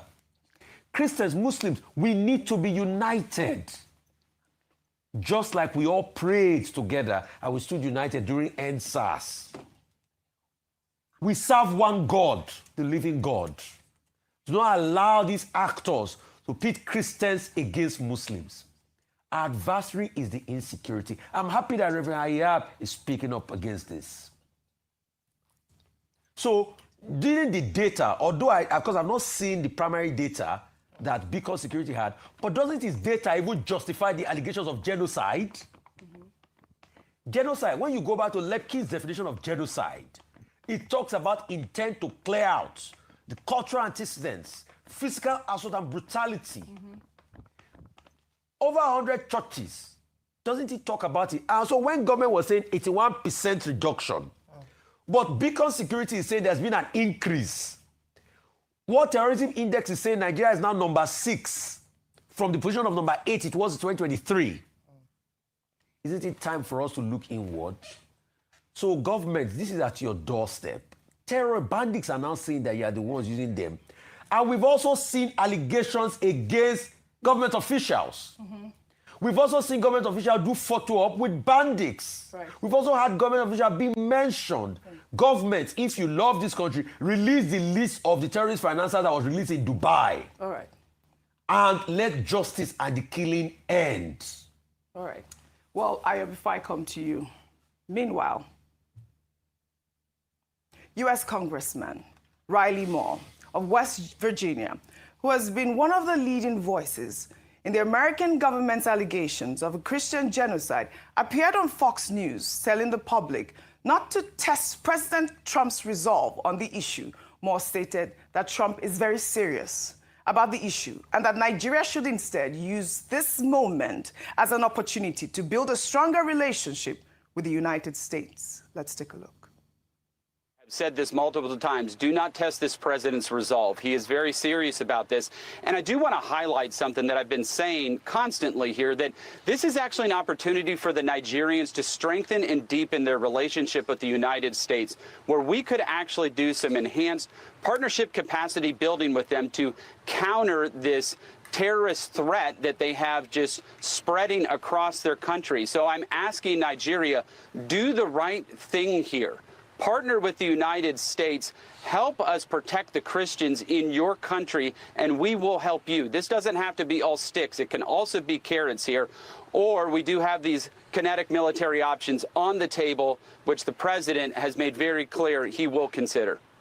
This is the point, Ayo. Well, Moore's comments in this interview appear to reflect a change in tone from the more aggressive rhetoric the public initially heard from President Trump and his threats to go into Nigeria guns a-blazing. The congressman has suggested that cooperation might be possible for both countries to strengthen their relationship with one another. And this is what I have been preaching on this table. Ayo, a quick sum up, and then we'll take our milestones. All right, so the video with the bandits Yes. just justifies what I said earlier about the government knowing who these terrorist financiers are. They know who the people who are behind them, and they can go after them if they have the political will. Now, this is where the U.S. comes. Yes, we can argue about whether or not the U.S. has Nigeria's best interest at heart, but when that tweet or that ex-post by Donald Trump has changed the trajectory of things for Nigeria. We're at least now talking about insecurity. It's now on the front burner more than it's ever been, at least in recent times. And so for that reason alone, I am happy for that ex-post. Yes. Now, going back to the advice by Pastor Deboye saying that let's diplomatically have conversations with the United States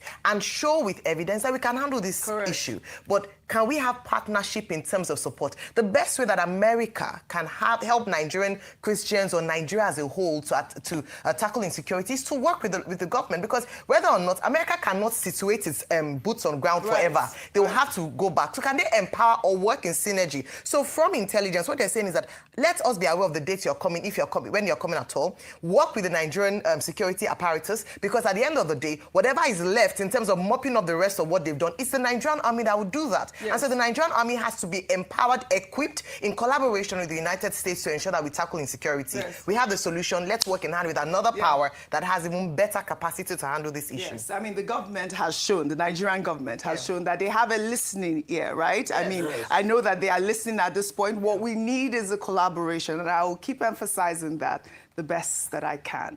Nigeria will survive.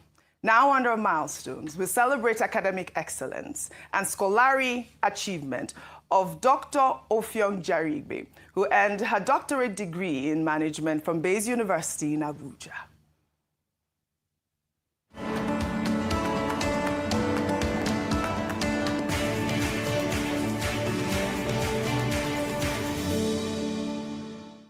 Dr. Jaribe is the wife of Cross River North Senator and chairman of Senate Committee on Petroleum Resources, Jaribe Agum Jaribe. She successfully defended her groundbreaking thesis on work-life balance in public enterprise, a subject that addresses one of the most pressing challenges facing professionals today. The doctorate represents not just an academic milestone, but a journey marked by resilience, purpose, and passion. Dr. Jaribe's research explores how professionals can thrive in their careers while maintaining fulfillment in their personal lives and balancing act she herself has mastered as a mother of 4 children while pursuing doctoral studies. The celebration of this remarkable achievement brought together distinguished guests, including Senator Orji Uzo Kalu, wives of current and former senators, and members of the House of Representatives who gathered to honor scholarship, balance, and brilliance.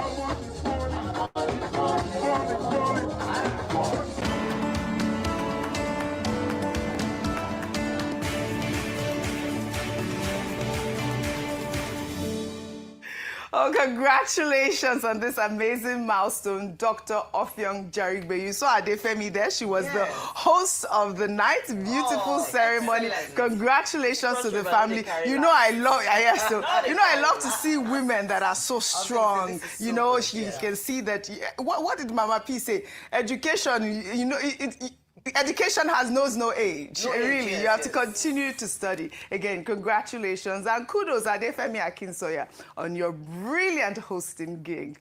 Let's take our story now under entertainment.